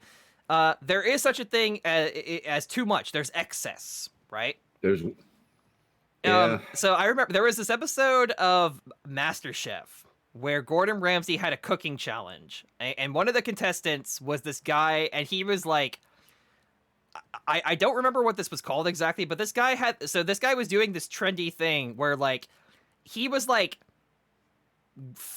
he found a way to like find the essence of food or whatever. Like basically he would create these little like he would basically blend like flavors together into like dropper bottles, and then be like, oh, this is essence of like risotto, and like this is essence of like lamb. And so he would use these like droppers like on his dishes, and like, oh, this is like the best, this is like the most hip cool seasoning ever. And Gordon Ramsay literally was like, bro, this isn't food. What are you doing? Yeah, this is a shit show. This is a gong show. Supposed to be. Yeah, this is not a kitchen. You should be working at like Jelly Belly or this something is not like that. Like don't bring your chemistry set to the kitchen. Just make a panini. Like, and listen, I'm not saying that you shouldn't innovate, you shouldn't experiment. You should absolutely do all those things. However, master the basics. Foundation. Your foundation. Yeah. Like before that's literally what we called it when we were doing culinary school. It's like we had like 3 foundations classes. Yeah. And then once we master those, then we can go off to the crazy shit like molecular gastronomy, international, and cake before making, you make a Denver omelet, just make an omelet with cheese. Yeah. Or something, right? Like make an omelet with like 1 ingredient, maybe 2. I got it. We'll make the excellent challenge. The excellent challenge from regular show. What was it like? 12 eggs, chili. It was 12 eggs, mushrooms, bell peppers, chili, cheese, biscuits, and 2 biscuits and a bowl of fruit. Yeah. Oh my god, it looks tremendous. I don't know how the hell anybody can. I was actually watching some regular show binging with Babish episodes today too. Whoa. I did not. I love that show. So you and I we haven't really talked about this on the podcast before, but you and I are marathoning regular show. What? Yeah. And so we're about we're not even like halfway done. We're like what in like season 3? Season 2? Something. Yeah, season 3, yeah. But like I looked at like how many volumes there are for the shows on iTunes because I thought if they had like a complete set, I would buy that in a heartbeat. But there's like 8 seasons, right? There's like 8 or 9 seasons. Yeah. But from where we are, we're on like volume 3 out of like 13. Oh, okay. So we have a lot of. So we got plenty of regular show to go. Someday in the future, we'll do a whole regular show episode, or at the very least have. Yeah, we'll do a whole regular show episode, or maybe just a segment of an episode. But yeah, I don't feel although I will say, just as a prelude to that eventual episode, goddamn, do I love regular show. It is so good. I feel like Squidward after he finally has a Krabby Patty. I'm waiting for the other shoe to drop. I'm waiting for the other shoe to drop and the quality to drop because there's this part of me that's like, it can't consistently be this good, can it? Oh no. Yeah. It's been really good. I haven't laughed this hard at an animated show in forever.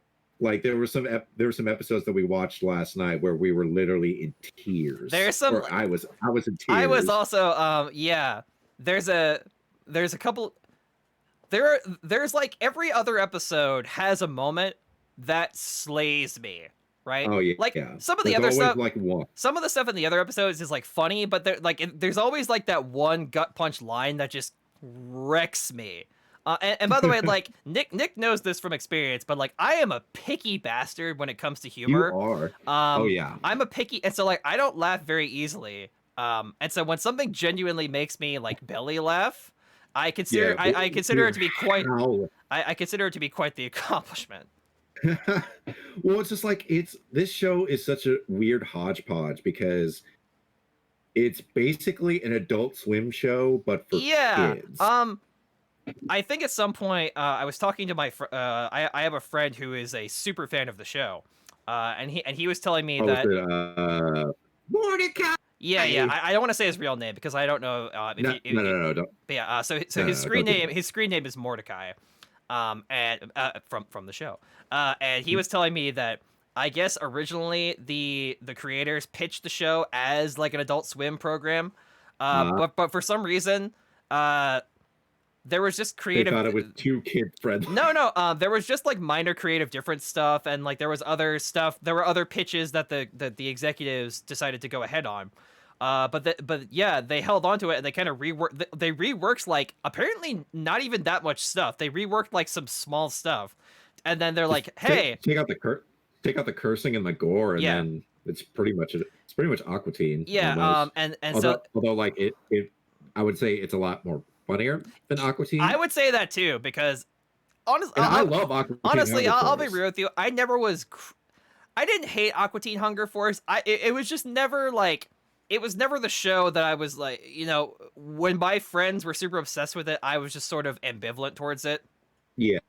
But like regular show is just, it's so good. Because like part of Aqua Teen's charm is the randomness about it and the chaos. But J.D. Quintel, the guy who makes regular show, and the writers and the team, they managed to find a way to tell a really good, compelling story, but with that same chaos and randomness. You know what? And I think I told you this one time when we were watching it together, but I said, regular show makes me feel similar to how old SpongeBob episodes made me feel. Because I don't know how they do it, but every episode is like 11 to 12 minutes long, and in that time I don't know how. They tell a complete 3-act story. Yeah, they tell an entire 3-act story and with a tight script in 12 minutes, and it's consistently funny. It's consistently like there's never. I would say there's very few cases of repetition. Like if you watch one episode, it's like, oh, this is just like oh, this is another Muscle Man does a thing episode. Like no, like every episode, like there'll be one episode where Muscle Man is like, oh, I'm going to be like I'm being scouted as like a model for a pregnancy magazine, and then there's another episode where Muscle Man is like, oh, I'm gonna go to my mom's like birthday party or whatever. You know who else likes regular show? Ma'am. Mom. Uh-oh, speaking of which, I think you might be frozen. Let it go. Am I frozen? Let it go. It's probably just my feed, not your. Although, to be fair, it is definitely your feed. To be fair though, you are you're freeze framed in a way where you're smiling, so it's not the worst picture of you. Can you hear me right now? No, I can hear you. I can hear you just fine. I think your camera is just... I'm just completely frozen right now. Hang on. Let me hang on. Uh-oh. Where are you at, Nick? Where are you? Can you... I'm here. I'm still here. I'm still on the call. No. I hear you. Can you turn off your camera and turn it on real quick though? Sure, I can do that. Yeah, just do that. I think... Oh, there we go. So there you go. Come on. There you go. Although, are you still frozen? Am I frozen? Oh, there you go. Okay, we're good. It's good. Yeah, my quality, my video call quality just dropped like crazy, and now I'm back. But I was totally fine on this side. I was able to see you the entire time. No. I can hear you, but like I think the problem was your webcam, or something. Yeah. I mean, my feed was totally fine, so I don't know. Okay. We'll see. This is gonna be interesting. Discord. You see, this is what happens when you don't pay for Nitro. That's what I was thinking. It's like, oh, great. Do I really need to buy Nitro for the higher bit rate? I guess I do. Jesus. All right. All right, Discord, you win. You win. You're a special little child, Discord. You're a sassy lost child. Anyway, so since you had something prepared for the show, yes, I also have something prepared for the show. So I'm going to pull that up now. Yeah, let me pull that up as well. Sorry, I have to mess with some stuff on Streamlabs real quick. Boop. Boop. Wait. Yeah. Okay. Perfect. Let me just do that. Let me pull it up myself.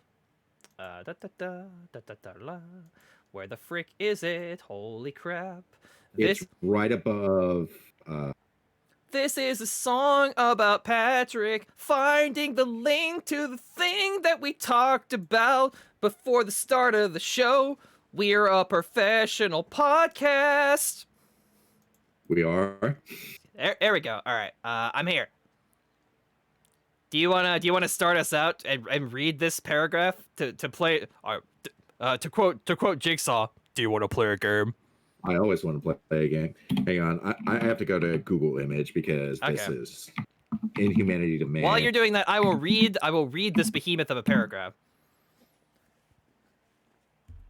All right. So this is a little online game that we found, and it goes like this. If you're listening to this via just as a podcast, I will read the scenario to you in case you're not watching this on the YouTube. You are being forced to spend the next 10 years in a basement. After those 10 years, the basement. No, after those 10 years, you will receive $10 million. $10 million.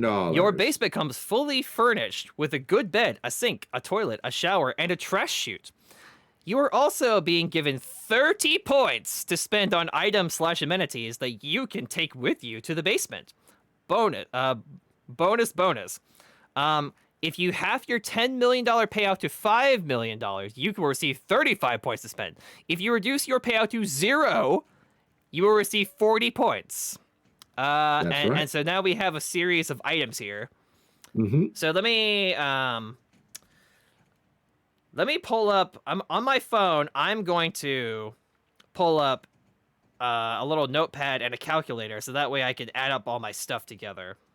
I should probably do the same.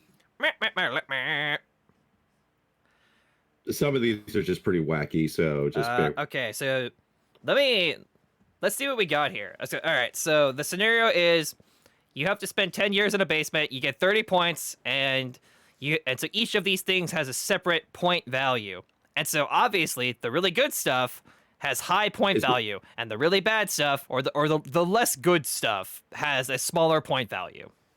This is true. There's also No. the bonus rule that if you have your payout to 5 million, you get 35 points. You get more points to spend. But if you completely forego all the money, you get 40 points, which I don't like. I don't think that's worth it. No, that is absolutely not. So let's go through these, I guess. There's a functioning microwave for meals only. You would get the microwave and plus microwavable meals only. Okay. For 4 points, unlimited fast food with the exception of Chick-fil-A. Okay, listen. All right, listen. All right. Whoever made this, if you're trying to say that Chick-fil-A is above average or gourmet fast food, like you're just wrong. But anyway, respecting the letter. I was about to say I would much rather just take Popeyes instead of Chick-fil-A. I mean, to be fair, I wouldn't want any fast food. That would be kind of disgusting. But yeah, anyway. Especially with the next one, for 6 points, you get a full kitchen, unlimited amounts of the finest ingredients, and an iPad that is programmed with every recipe on the planet. iPad can only be used to look up recipes. Yep. But for the next all one, right. So you're telling me that you would spend, instead of just spending 6 points, which is 2 points higher, you would just do fast food. Who would make that choice? I don't know. Maybe some days you just don't want to cook. But especially since like the one right next to it, gourmet food from the world's finest chefs flown to you daily, 9 points. Sorry. I'll speed this up. So there's like a TV. There's like a 52-inch TV for 7 points. There's a TV. There's a skylight. There's a skylight. Stunningly attractive. By the way, this was the one where I was like, Jesus Christ, poster, are you okay? I know. Are you? Stunningly. Hang on. Let me read this. Let me read this in a Chad Thundercock voice. Chad Thundercock voice. Stunningly attractive 18-year-old. She will have sex with you. Oh, what the fuck is wrong with you, OP? Oh, I don't know. Jesus Christ, OP. Oh, for fuck's sake. All movies and TV shows. Well, I know where 4 of my points are going. I know, right? Top of the line desktop computer with new components delivered to you. All video games that have been released and new releases for why is this one worth 4 points? This one should be more points because that's a lot of shit. Yeah. Top of the line computer. All video games that have been released and new releases over time. Okay, so there's the internet for 16 points. That's over half of your $30 budget. You get the internet. You cannot download or stream anything. So what's the point? So you're telling me that I have to pay a premium to read Twitter? Fuck off. Yeah. No, you can. Yeah, you would have to. God, you would just get reamed. Sound system, workout room. All recorded music. Barry Bonds. What the hell? I don't know. Why is this on here? I don't know. OP, are you okay? Do I need to call an adult for you, OP? I don't know. Where did you find this? Where did I find this? This was a game that they played on one of my favorite podcasts, PKA. Okay. I figured it would be a fun social experiment to see. Library and study with every book published. Oh, that could be fun. I'm going to be spending so many of my points on media. I was gonna do the same. A cell phone that can only be activated one day. Screw that. If I'm gonna be isolated, I don't need okay, listen.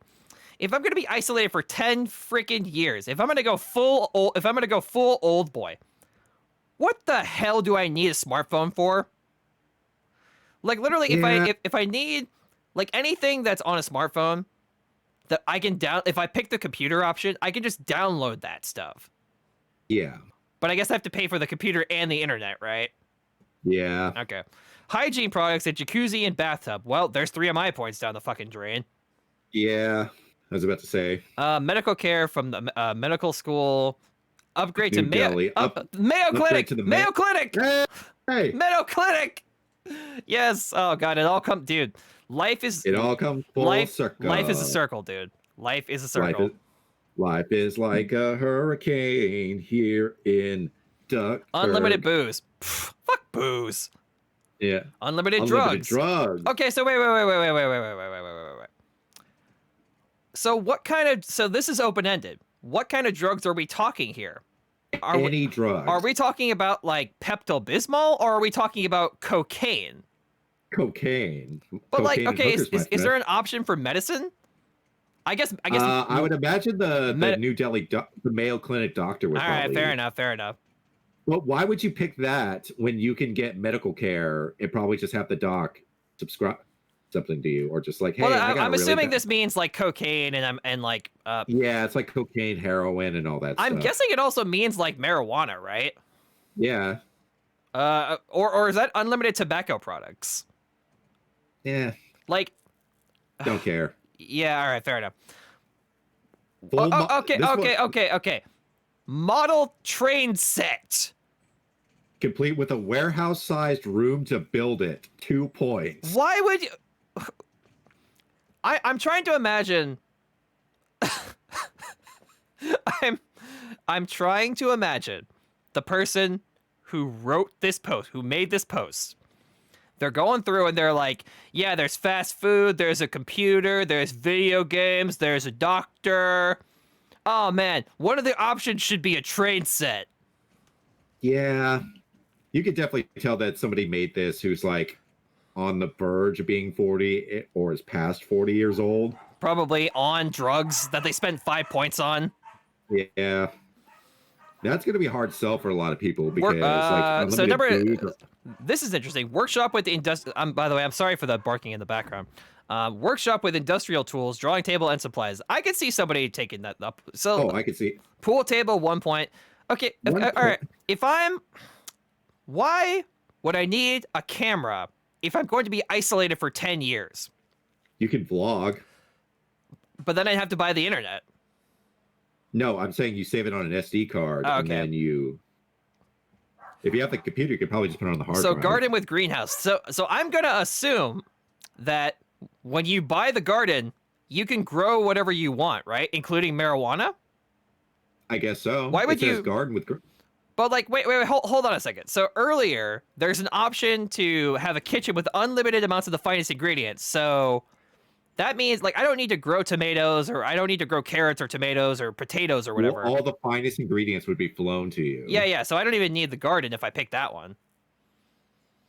The next one is you get your money up front and now you have access to the stock market, but that's like 7 points. So you would either get the $10 million payout or the $5 million payout. All right. If you're lucky, if the market's good, you can grow your investment by like maybe an average of like 6 to 8% a year. So you can actually walk out with even more. Sure. But that's. I guess where I'm coming from, why if you can't spend your money I'm assuming you're only allowed to use the stock market. I'm assuming you can't like go to Amazon or DoorDash. No, you would just have your money, and then you would just have access to like one of those Bloomberg terminals or something. I don't know. But then here, this next one is a gun with 3 bullets. All right, so is the implication that you're gonna go stir crazy, or is the implication and you're gonna kill yourself, or is the implication that somebody might invade your underground bunker and you need something for self-defense? I guess it's either for self-defense or like if you really can't take it anymore. I just can't take it anymore. Well, he wrote me into this. Anyway. By the way, audience, I hope you enjoyed that. That's the one Rick and Morty joke I'll ever make. That's the only one you know. That's the only Rick and Morty joke I'll ever make. I hope you got your fill. I hope it was worth it. A kitten or puppy is 6 points. Yeah, I'm not gonna lie. I probably would buy that. I would consider it. No, I would definitely do it. I need some kind of companionship. This is true. No. For me, it's a done deal. For you, it's a done deal. For me, it's a done deal. I need something to interact with. Yeah, that's true. And then satellite radio is 2 points. No. Yeah. All right. So now you and I. So here's what we're gonna do. Let's take 2 minutes, and I want you to spend your points, and then I'm gonna spend my points, and then afterwards we'll compare notes. Okay? Sounds good. Let me set this back up real quick.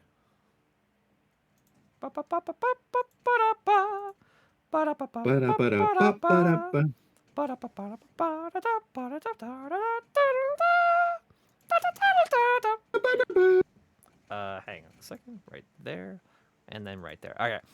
If you're watching this on YouTube, feel free to go back and pause the video to look at all the stuff that we're talking about. Oh God, what do I spend these last points on? Okay. There. Let me just put that up there. Let me look at this. So let me do some quick maths to quote the kids. 2 plus 2 is 4. Minus 1. That's frequent maths. All right. So.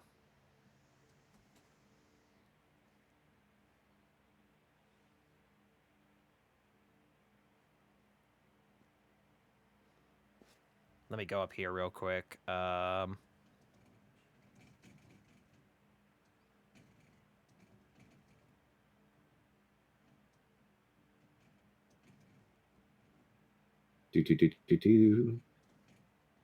this is harder than I thought it was. Yeah.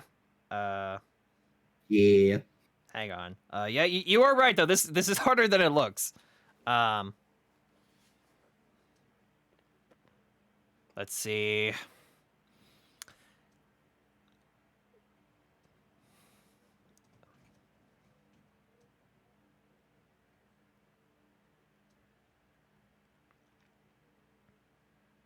Jeez. Okay. Oh, hamburgers. Oh, hamburgers. Need about 350. Yeah, exactly. That goddamn Loch Ness monster. The goddamn Loch Ness monster. He owes me about 350. A goddamn looking like an alien. An alien? All right. I guess I'm gonna do. All right. I guess I'm gonna do that too. Wait, where was the? Oh yeah. Okay. Never mind. All right. Great. Great. I'll grab my stuff. Great. Video game logic. Okay.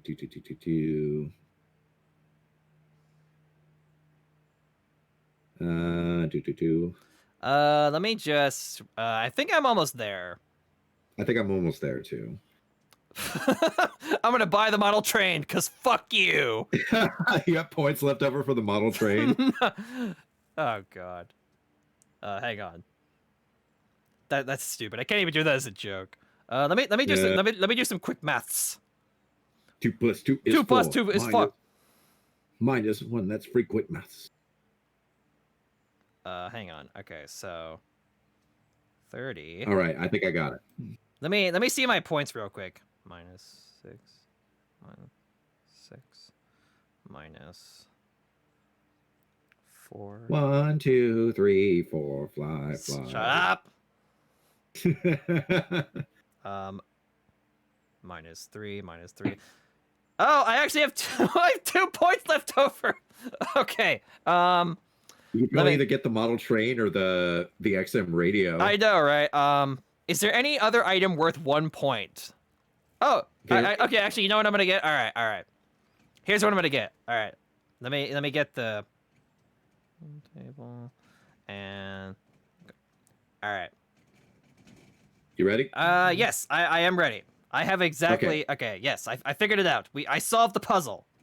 I solved the puzzle. Let me just do that, and let me switch the screen back, and we'll be all set. Do that. It's a lot harder than you thought. All I thought I would have some points. I thought I would have some points. Mine was actually. I'm not gonna lie to you. Mine was pretty easy. Mine was pretty easy too, for the most part. But I thought I would have a few points left over. No, I had 2 points left over. All right. I had 0 points. I'm left. gonna go first. All right. You know what I just realized? I forgot to add the video games, but it doesn't matter. Okay. Okay. So here's my 30 points. I'll survive. Okay. I'll survive without video games. Really? So right off the bat, I knew as soon as I read this that I was gonna buy it. I bought the puppy. I want a dog because I need some kind of companionship, right? And I'm This not is gonna true. and I'm not gonna spend over half my budget on some like jail bait. Yeah, it's the person that made this list is a little. It's a little. Cringe, I'm not gonna buy lie. jail bait for half my points. I'm sorry. Listen, Yeah, listen. Not to be crude about this, because after all, this is a family show. But it is. tube socks exist. That's all I'm gonna say. Oh, I'll let gross. I'll let you fill in the blanks from there. Oh, that is disgusting. There's You're two. disgusting. Tube animal. socks are a thing. You don't have to spend 18 points on a tube sock. Gross. Disgusting. You're a disgusting animal. I'm being practical. You just no. Just no. And then okay, so I bought the puppy. Except like Okay. I want a dog that's like a year or two old. I don't want to raise like a puppy. I want a dog that's like a year and a half old. I would, if I were to do that, which I didn't, I would get it like maybe over a year Yeah. old, so that way I want like, it to be they something kinda get that's the like. potty trained. And by the way, so I assume that when I pick this option, there's a place for it to use the bathroom. There's a place where I can walk it. There's like medical care for that dog or whatever, right? I'm assuming my 6 points buys that, right?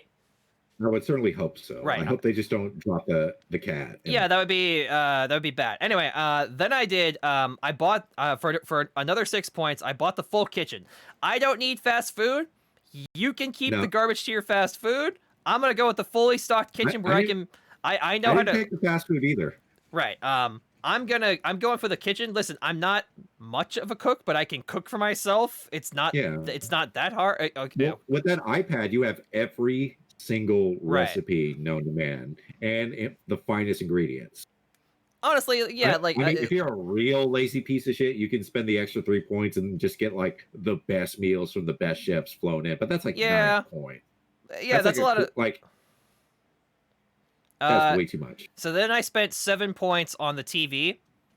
And now I'm assuming that when I buy this TV, that if it breaks or malfunctions, that I get a new one. Like it gets sent to me in my underground hobo bunker. Your hobo bunker. Yeah. Because if I'm paying Sounds 7 pretty points for it, it better because a TV's not gonna last 10 years.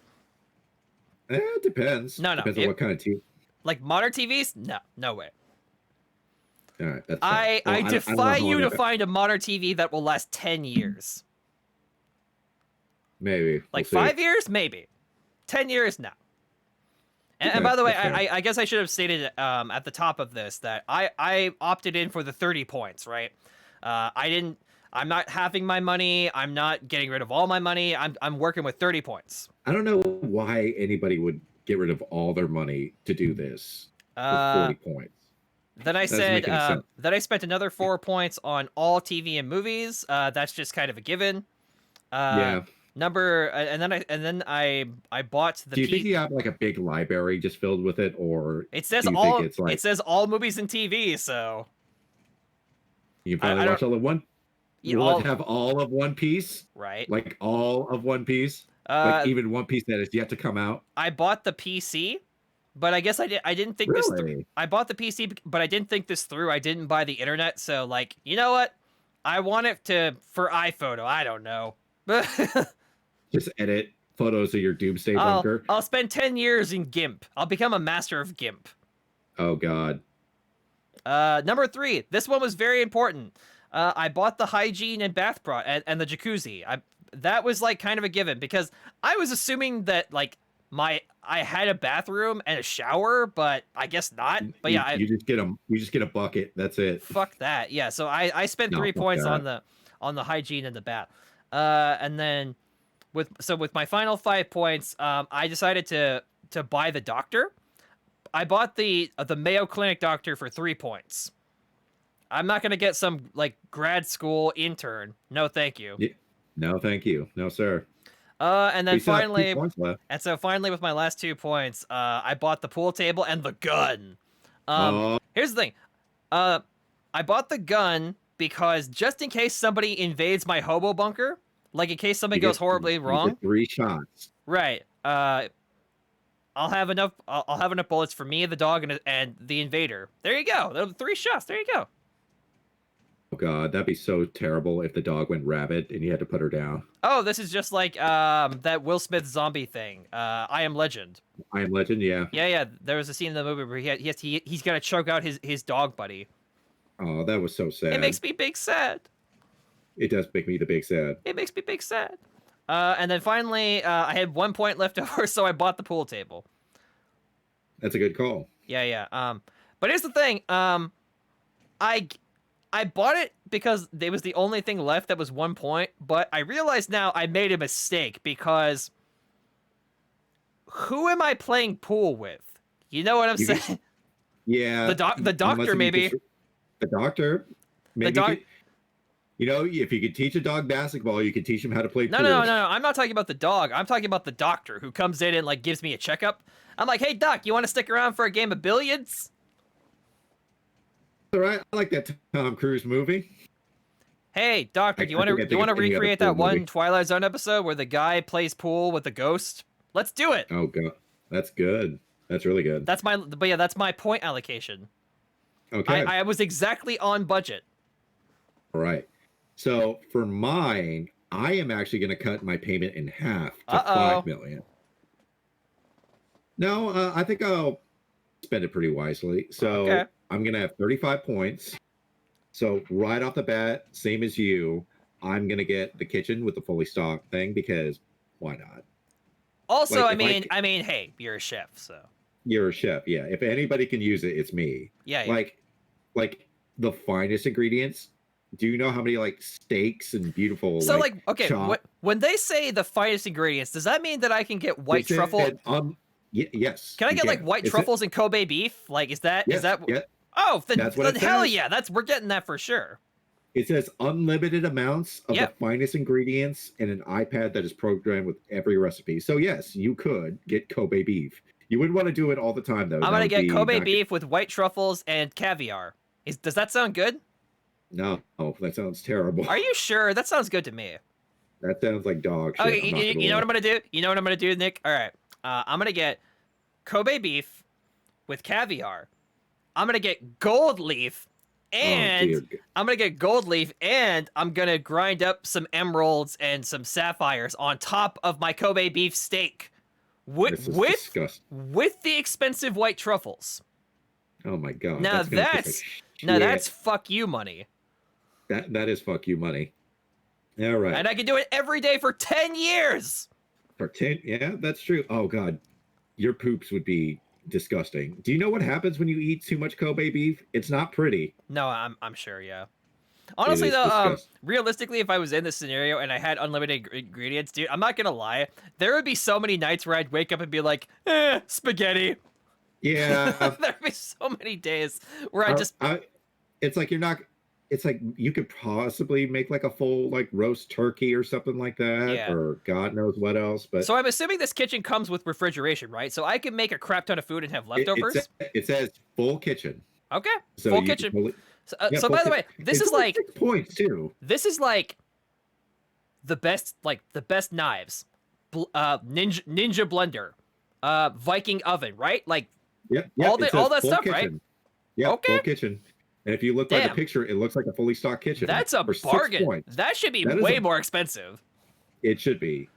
All right, for 7 points, obviously, I'm getting the TV because it's kind of a triple threat because you get a 52-inch TV, you get all the cable channels and all the premium packages. So you get like HBO, Showtime, Stars, I guess, if that's your thing. Stars. So I don't even know what's on Stars these days. I don't even know. Probably something with Brendan Fraser. I don't know. Was he on Stars? Oh, I don't know. Like, I thought Stars was the network that you go to when you're like a washed-up celebrity and nobody wants you, but you still want to work. I don't know, man. 7. So for 4, obviously, I picked all movies and TV shows because, do you know how much media? Like, you could definitely survive. That's 40 years of media. Like, that's like. Even if you just had the last 40 years of media, that's eons of entertainment. Yeah. Well, they said all, so that means anime, movies, like international and stuff like that. Like you would get a big lot. I'd watch a lot of documentaries. I would watch so many movies. Oh dear.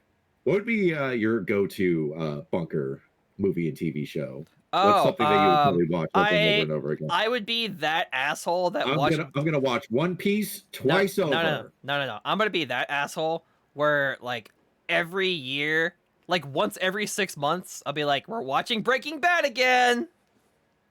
As well. Yeah, right. I'm gonna watch all of Game of Thrones again. No, I'm not. So we're gonna that. in my entire time there, like once every 6 months. So I'm gonna watch Breaking Bad 20 times over the course. Yeah. You could pace it out. Like you could watch. You don't have to watch it all in one sitting. You can watch like an episode a day. Right. And that would pace it out. Like you can do that with multiple shows. Like, all right, Tuesday, Wednesday, I'm gonna watch Battlestar, Breaking Bad, and King of the Hill. And while Nick is in the bunker, I'm going to force him to have his eyes open Clockwork Orange style and watch BoJack Horseman. Which he'll definitely be doing after this podcast. I will get around to watching it. I promise. I promise. I will watch BoJack. I have so much crap to watch. Watch BoJack it's Horseman. Too much. I will. Watch BoJack Horseman. All right. So this one was super easy for me. Oh god, hang on. I gotta reallocate my points. Another 4 video games. Oh obviously. Yeah. I forgot to buy the video games. Well, it says whoops. Add all video games that have been released, and the new releases will come over time, so you can play everything that comes with it. So another one that I picked is All Music, because why not? Was there an all music option? Yeah, there was surround sound with all recorded music. Oh, okay. All right. And then after that, this one is actually going to be a bit of a surprise. I'm going to pick the workout room. Oh, dude, I forgot about the workout room, dude. Not only that's going to have a batting cage, a basketball court, and with just weights and a treadmill. Like that's going to be perfect. You're going to get so cracker jacked. You're going to be eating well, and you're going to be working out at the same time. You're going to be king. Listen, Nick, all you got to do is do kettlebells for 2 hours a day and stick to my Kobe beef gold leaf diet, and you'll be cracker jacked, my guy. Absolutely not. So you're saying you didn't like my Kobe beef with gold leaf and caviar? Is that what you're saying? It's delicious, but I don't want to eat it 3 meals a day. Well, that's just too goddamn bad. No. All right, so the next one, or since we worked out the body, let's work out the mind. I want the library and a study with every book ever published. Oh, nice. As well, too. Because that's going to be... It'll add a nice, you can educate yourself. You can think of how much you can learn in 10 years. All right. So there's every book ever. So I'm assuming in the library there's every magazine, every manga book, every graphic novel, every classic American novel. Right? It's the whole package. I'm assuming. It's the whole shebang. Yeah.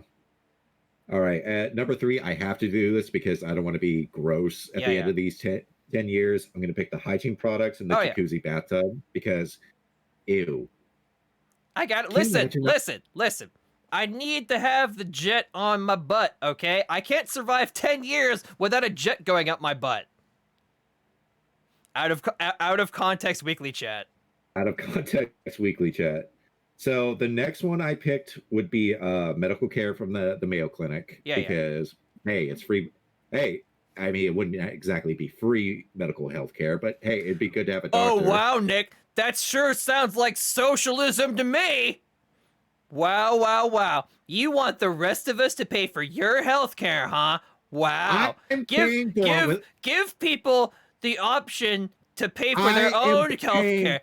Trust me, bro. Trust me. When government approved health care gets approved, you're going to be the one paying the cost. You're going to be waiting in line all day at urgent care, and you're going to wish that you were paying hand over fist for premium medical insurance.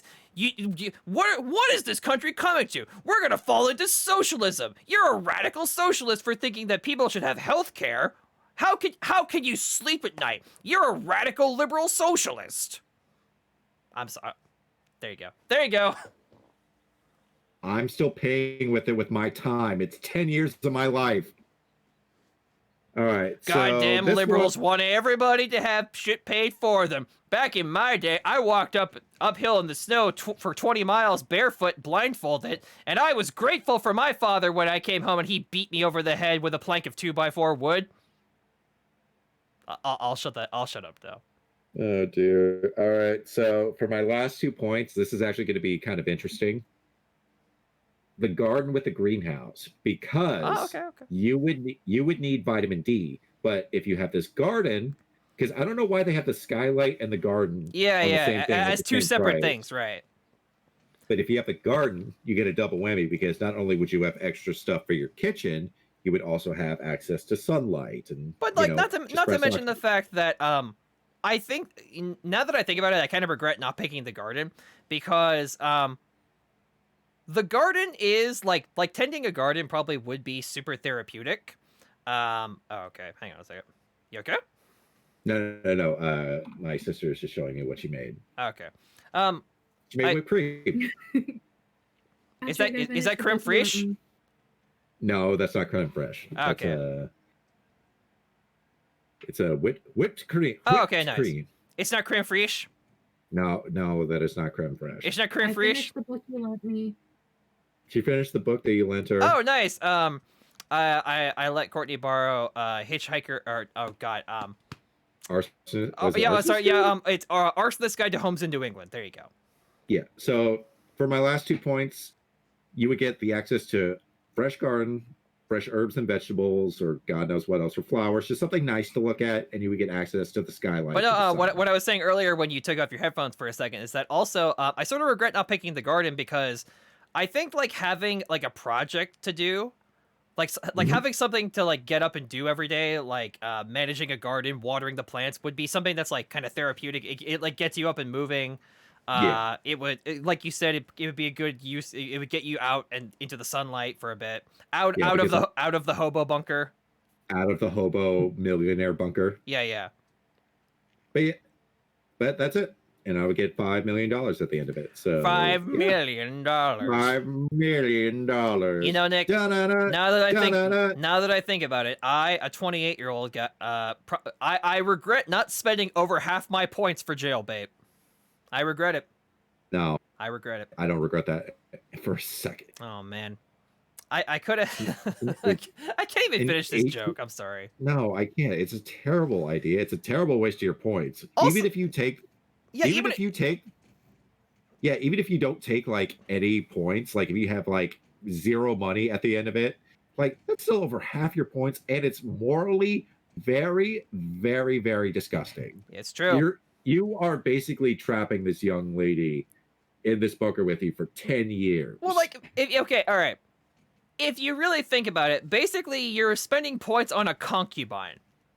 This is true. Yeah, you're spending points essentially on not even a prostitute, right? But like you're essentially your points on a slave. You're spending your points on a sex slave. Yeah. Which, I mean, for some bro douchebags out there is probably a dream come true, right? But like for the average person with a soul, no thanks. And a conscience? No. No thanks, man. Not even if she even if she was like the same age as me and stuff like that. That's still it's still weird. Like even if it was reworded to be like, oh yeah, they're the same age as you and they're whatever. Like, and by the way, it's weird because it's like specifically an 18-year-old girl, right? Yeah. What if someone's gay or they don't want a girl, or like what if I don't even want like a sexual partner? What if I just want like someone to hang out with, right? Yeah. Like what if I just want with the dog? No, but I mean, like, you know what I'm saying? Like, what if I just want someone to like play like video games with or something? I mean, I guess you could play video games with the sex slave, but terrible idea. Yeah, right. It's awful. It just goes to show you like where somebody's priorities where lie. Someone's headspace is when they make something like this, and they're like, oh yeah, I'll include a sex slave as one of the options. But it'll be 18 points, and I'm just like, oh god, it's terrible. But anyway, that is the basement game. Yay! Yay. You want to do a couple more never have I ever type questions to wrap this show burrito up? Yeah, I'd be down. Hopefully, this wrapped up show burrito will be better than the Reuben burrito. The Reuben burrito, baby. The Reuben burrito. Why would you do that to yourself? Hang on. Let me almost want to buy one, not to eat it, but you want to. No. You're a liar. You want to eat it. You want to know. No, I don't. You're a freaking liar. No, I don't want to eat it. I want to study it. No. You're a listen. Hold on. Let me put this back. Hang on a second. Hold on. Before hang on. I gotta get full screen and talk with you about how much you're a liar. Hang on a second. How am I a liar? All right, listen. I have known you for an extremely long time. I know you to your freaking core. You love to taste bizarre gimmick food. You would buy a Reuben burrito and you would totally try it just to say I tried the Reuben burrito. Not in this case. No. I have. You're a liar. You're a liar. I am not a liar. You have to have principle. You have to have some standards. I have seen you eat deep fried rock candy. You would eat the Reuben burrito. I would not eat the Reuben burrito. There was a line. I will not cross. And the Reuben burrito is an ungodly abomination. It should have stayed in the pits of hell where it belonged. God. I have freaking sweat in my eye now. Jesus. You getting the meat sweats just thinking about it? Getting the meat sweats. Yeah.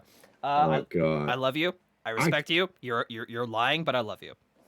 I am not lying in this case. I would buy it to study it, but that's about it. I would never, ever eat the Reuben burrito. You're not Nick Cage in like National Treasure, all right? Right? I was about to say Treasure Planet. You're not Nick Cage in like National Treasure or whatever, right? Like I know you. I know you to your core. You would eat the stupid Reuben, like not the whole thing, but you would try it. Because there's this little curious part of you that would have no choice but to try it. Okay, if I'm not forced to eat the whole thing. Oh God. Okay, fine. I'll compromise. I will have one bite of the world's worst burrito. let me cue up the never have I ever questions. But after that, I am not gonna eat the whole damn thing. I'll eat a bite. The truth comes out. No, you convinced me to try a bite. You heard it here. You heard it here first. Exposed. Hang on. Oh wait, I gotta do my best Pog champ. Hang on. I don't have you on screen, so don't pose or anything yet. Too late. Okay, that's fine. Okay, I guess I probably should pull up the questionnaire. Hang on a second. Let me do that. All right, perfect. I'm sorry. Things got tense there. Listen. We love and respect each other, okay? But when you know someone for so long, you just like it's weird when you know someone for so long, you know like the very like essence of their core, and sometimes I don't know. It's just like I would never want to buy one out of my own volition. That's for damn sure. Like if you bought it for me, I would take a bite of it. But that's about it. Okay. All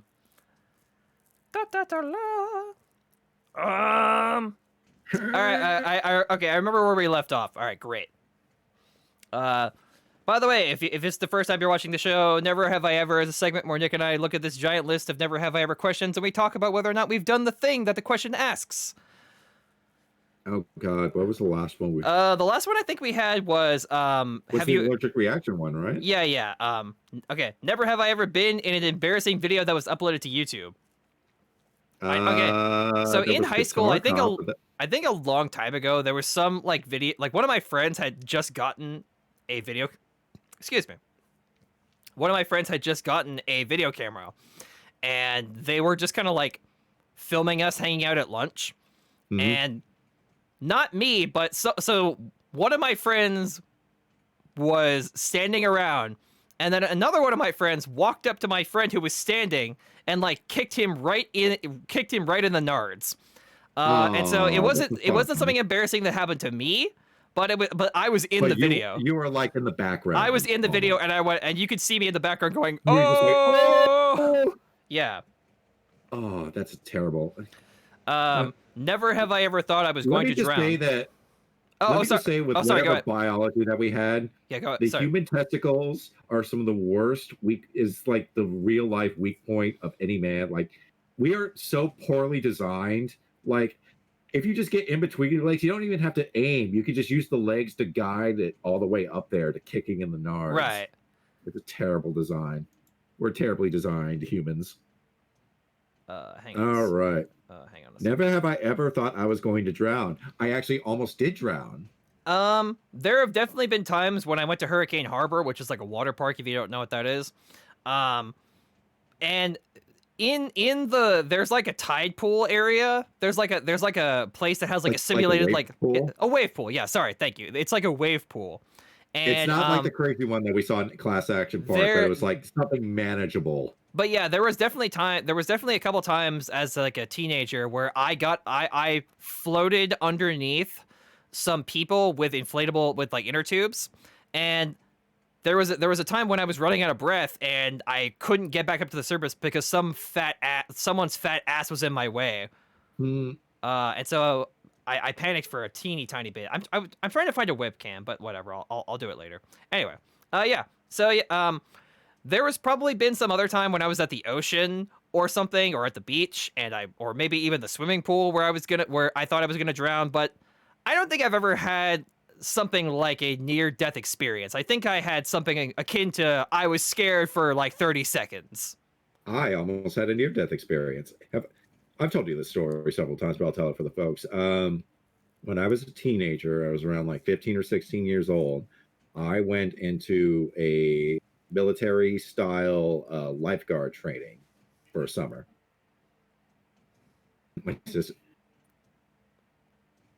My sister's laughing at me off camera. Really? So, yeah. So we would go to this beach to train, and this beach was a private beach. It was on the military base. Oh, yeah, I remember this. Okay. I almost died like 3 times, but the worst one was by far, I was swimming near the jetties. We were just like, all right, you can just do free swim, whatever you want to do. Yeah, but just be back here before, like it was like 2 or 3 before we left on the bus.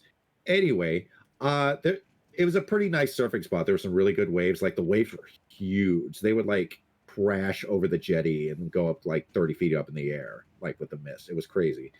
So I'm swimming near the jetty, and then I pop my head up, and then I get clocked in the side of the head with a surfboard. Oh. And I am out cold. I am completely out cold.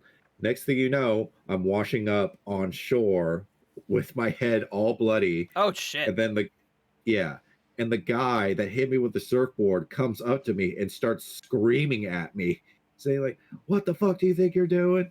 Who the fuck do you think you are? What's your unit?" Oh Jesus. He thought I was yeah. And he's like, and people were like coming up to me to see if I was okay, but he's just like screaming at me, and I was just like, dude, can you not yell at me? Shows what this guy's priorities were, right? Hey, yeah, sorry I almost killed you. Yeah. It's like, why the fuck didn't you swim the other way? Don't you know how to swim? And I'm just like, okay, first off, I'm choking on water. There, can you stop? Yeah. Like I literally just washed up on shore, bleeding from the side of my head. And I'm like, I was hazy for the rest of the day. Yeah, of course. Got whiplashed like crazy. Oh God. Yeah, especially like those waves were intense. Like we would get constantly swallowed up by those waves. Constantly. Oh, that summer was awful. I got sun poisoning. I wouldn't wish that on my worst enemy. Yeah, nobody wants to be sunburned. No, yeah. So about a year and a half ago, I started working out every single day. So I get up in the morning and I do kettlebells and I go for a run. And when I was first starting my daily routine, I used to not put sunscreen on when I went out. Oh, and no. Yeah, I really started to regret it because so I wear sunglasses when I go outside, and so I would literally come back and I would look like a raccoon. My sister would be like, "Wow, nice mask there, Bandito." Bandito. The marshmallow bandito. The marshmallow bandito. Right. Bringing it all back. That's right. But anyway, next one. Never have I ever worked at a fast food restaurant. Never a fast food restaurant. I have worked at several restaurants, though. Yeah, been working in restaurants ever since I was like 18, but 19 years old. never any like. I've never worked at never like worked a at like a Mickey D's or like like a Burger King or yeah, anything never like worked that. at like a fast food place. I never Although, worked man, at McDonald's. Did you know that freaking In-N-Out? I saw an ad for In-N-Out the other They day. pay so well. I saw an ad on In-N-Out for In-N-Out the other day. On Facebook, and they're asking for people to hire. They start like their starting rate for anyone who works at In-N-Out is $16, and like I think it's like $16.50. Oh my god! Which is like for starting for that type of job. And like, listen. Well, it's like, by the way, listen to this, right? $16.50 starting, 401k, health insurance, paid vacation time. Oh man, I want In-N-Out now. You made me hungry. I mean, for it. I don't like them as like an I don't like them as like as an actual eatery. But listen, props to them. Okay. Because the problem is though, it's there's too much hype. Like, we're California boys. Yeah. First and foremost. That's like, all I'm saying is like, even though with... I don't like In-N-Out as like a place to go eat, but like those are some sweet, like every single restaurant, every single employer should emulate that. What's like for some like aggregate site for like companies and stuff like that, like In-N-Out's like within like the top 100 easily. So I don't mind In-N-Out, but the problem is though, like we grew up with it. Like, yeah. In-N-Out was just In-N-Out. It wasn't like this mystical thing that like BuzzFeed from like somebody from like Wisconsin, or like Wisconsin.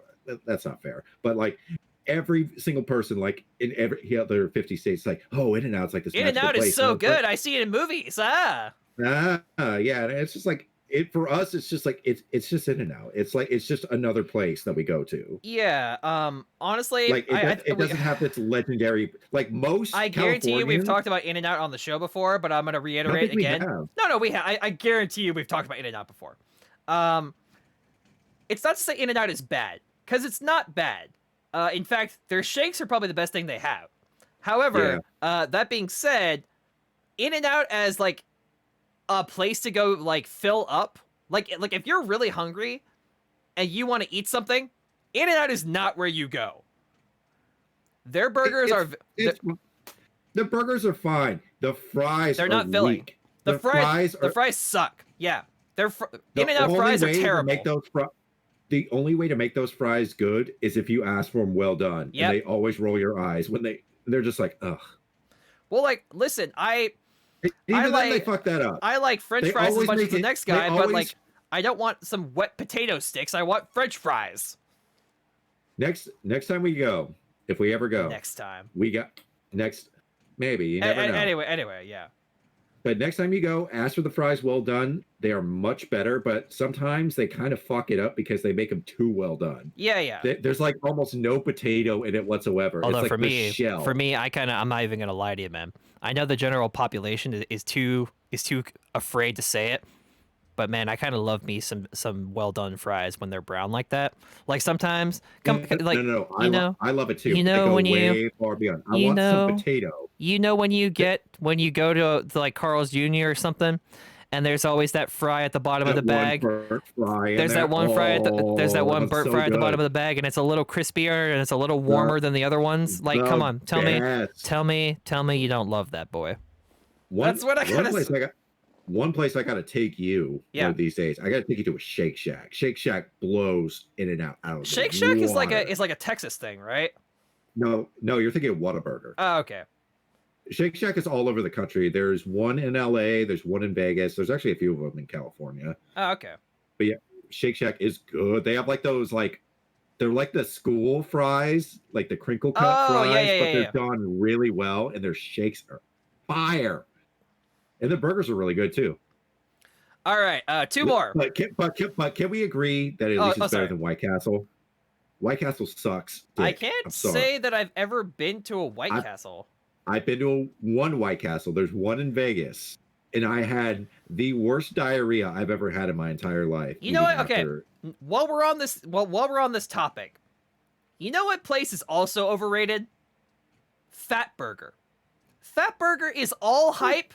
Listen, you go to Las Vegas, you go to Los Angeles, you go to Hollywood. There's fat burgers everywhere, and everyone always says, "Oh, fat burger's so good. Fat burger. You got to go to the fat burger." Man, I've gone to like 4 different fat burgers in different parts of California. In our town, I used and it to. didn't do so hot. I gotta tell you, I don't see the hype. They're kind of mediocre. It's mid.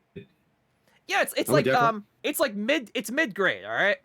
Yeah, it's fine. You know what's although you know what's really good is the Habit. The Habit. Yeah, the hamburger Habit, baby. Yeah, do they have Habits anywhere else? I think there's a couple. So like they're mostly a California. They're like a local California chain, but I think there's a couple in different states, but they're not. They're not prevalent. They're primarily in California. But anyway, by the way, California. if you're ever traveling on the West Coast and you come to a Habit, get the Santa Barbara burger. Yeah. Trust me, just trust me. It's good stuff. Yeah, the Habit is just solid across. Get the Santa Barbara burger combo. The sandwich, even the other sandwiches. Honestly, they have a tuna burger that's really good. Also, here's the thing: I don't normally like onion rings. Habit has hands down the best fast food onion rings I've ever eaten in my life. They're so good. Like they are so goddamn good. Nobody holds a candle to the hamburger to the Habit. Nobody. In terms of fast food onion rings. Their onion ring games are so on point. Because it's not like I sort of hate. I'm not gonna lie to you. I am not a big fan of beer batter onion rings, the ones that are like soft. I like the really. No, I like the crunchy, the bready. Breadcrumbs. Yeah. Panko with breadcrumbs. Yeah, I don't like the doughy, like it's like you're eating an onion donut almost. You know what I used to love, and now I can't. I won't eat it. I will not eat it. Fried onion tower. Like, you know how you go to like Outback Steakhouse, and the blooming onion. The blooming onion. Thank you. I won't eat it. I haven't had one in so long. Not anymore. I couldn't. It's so greasy. It's way too greasy. And listen, I'm not a prude, right? It's the sauce. The sauce is the king. Like everybody says, like, oh, blooming onion. The sauce. Sure. The sauce. That's what makes it.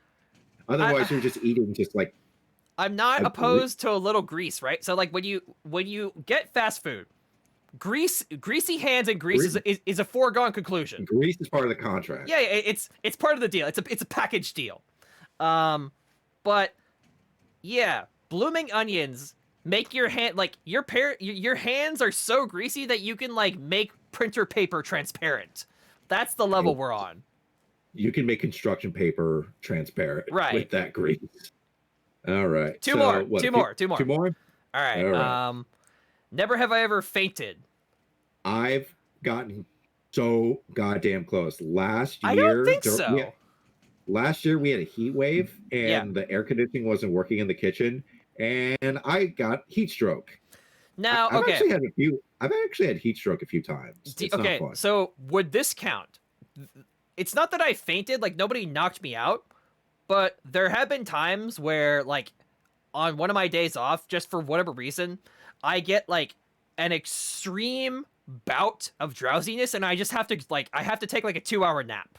If that counts. I don't think that counts. I think that's just drowsiness. Fainting is like you see something horrifying and it's like, oh. Or like the way that I imagined the question was like somebody hits you with a shovel. Yeah, which would probably kill you. Well, like no, you know. Listen, I'm talking about like a Home Alone logic, right? Home Alone logic is, well, like if you apply that logic to the real world, like those guys would have been dead 5 times over. Keep the change, you filthy animal. Oh god, yeah, like they've been electrocuted, set on fire, falling down the stairs. I think Kevin even threw a brick at him one point from like a 2-story building. Like, you would be so dead. You would be dead as disco. Dead as disco, that's right. I've gotten close, but it's always been like through heat stroke.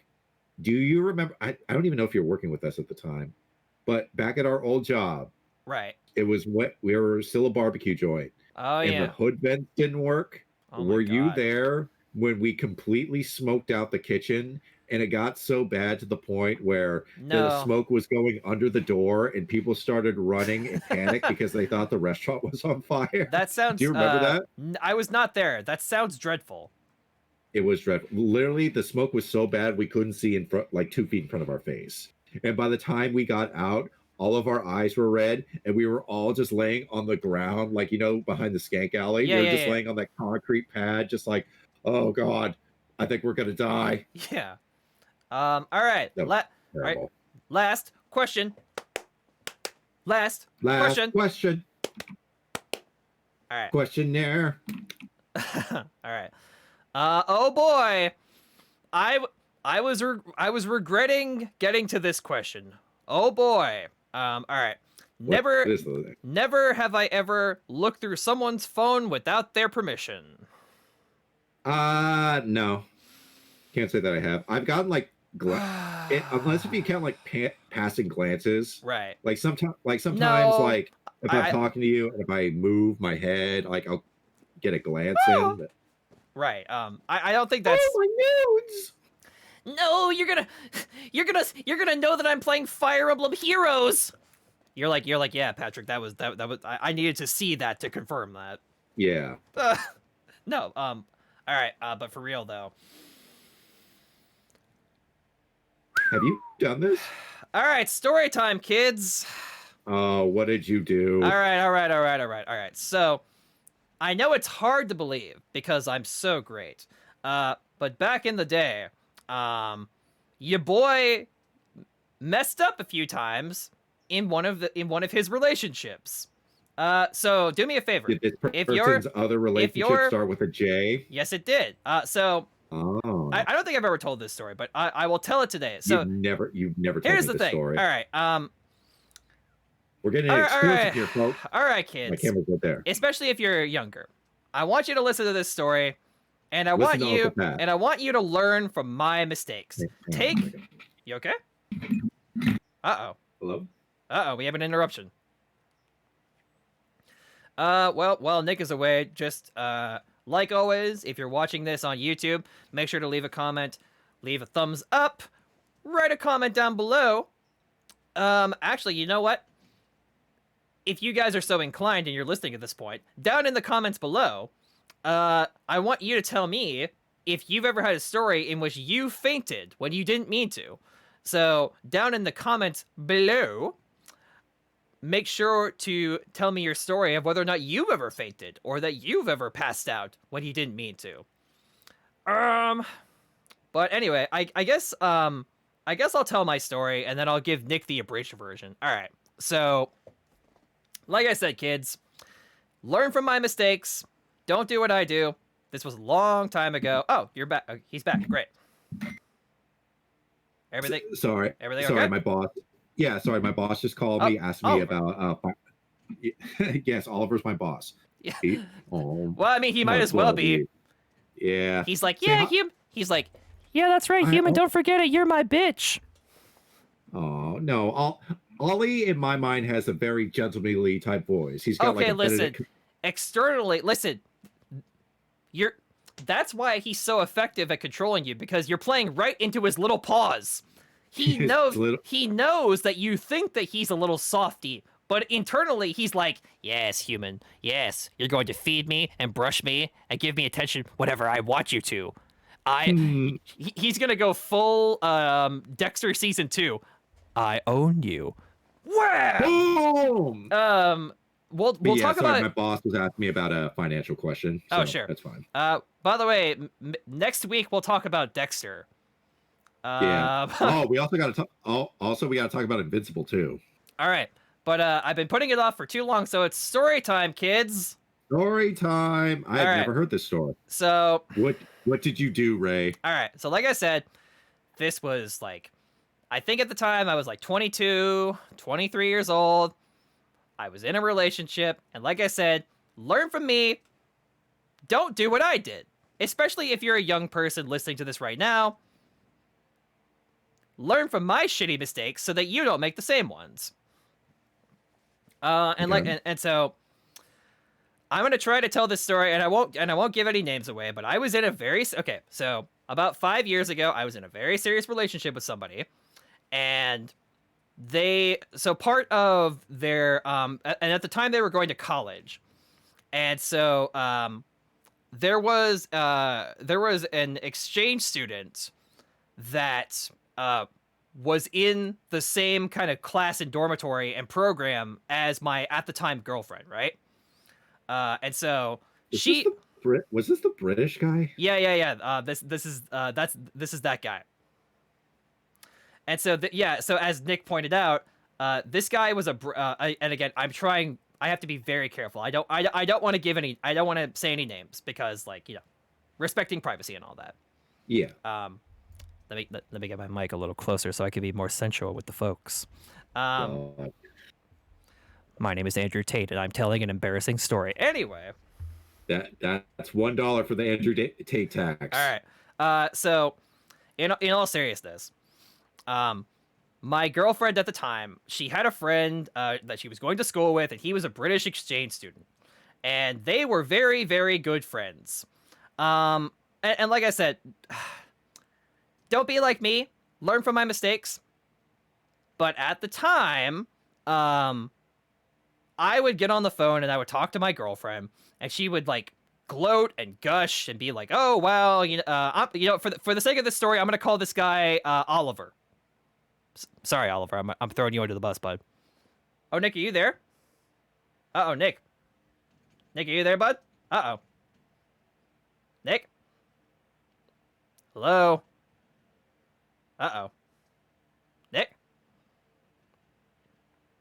Nick? Nick! Snake? Snake! Snake! Hang on one second. Hang on one second. I'm gonna ask what's wrong. That? There you are. Okay, you're back. Yeah. Your webcam gave out. There we go. Hopefully we get you can still hear me though, right? Hello? What? We're experiencing technical difficulties. Hello, you can hear me, right? Uh-oh. Uh-oh. Yeah, it's very patchy. Hang on a second. Give me 1 second.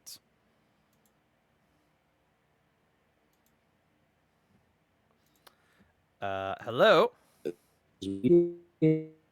Uh-oh. Are you there?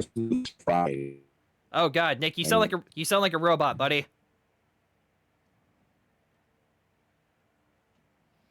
All right, well, I'll tell you what. So I don't know why, but Discord is deciding to be a butthole right now. So we're gonna, oh, whoa, Jesus. Huh. Whoa, what the hell? Anyway, Discord is shitting the bed right now. So I'll tell you what, audience, I will, when we have Discord figured out and it's not trying to shit the bed, I will tell my story at the beginning of the show next week. So if you want to hear my embarrassing story about how I was a big butthole back in the day, you'll have to tune in next time. Thank you for tuning in. We hope that you enjoyed the show. As always, you can find me on Twitter at the Obsidian Man. You can find Nick on Twitter at Unlucky Magician. He's also on TikTok. Click all the links in the description below. Until then, have a good week. Bye!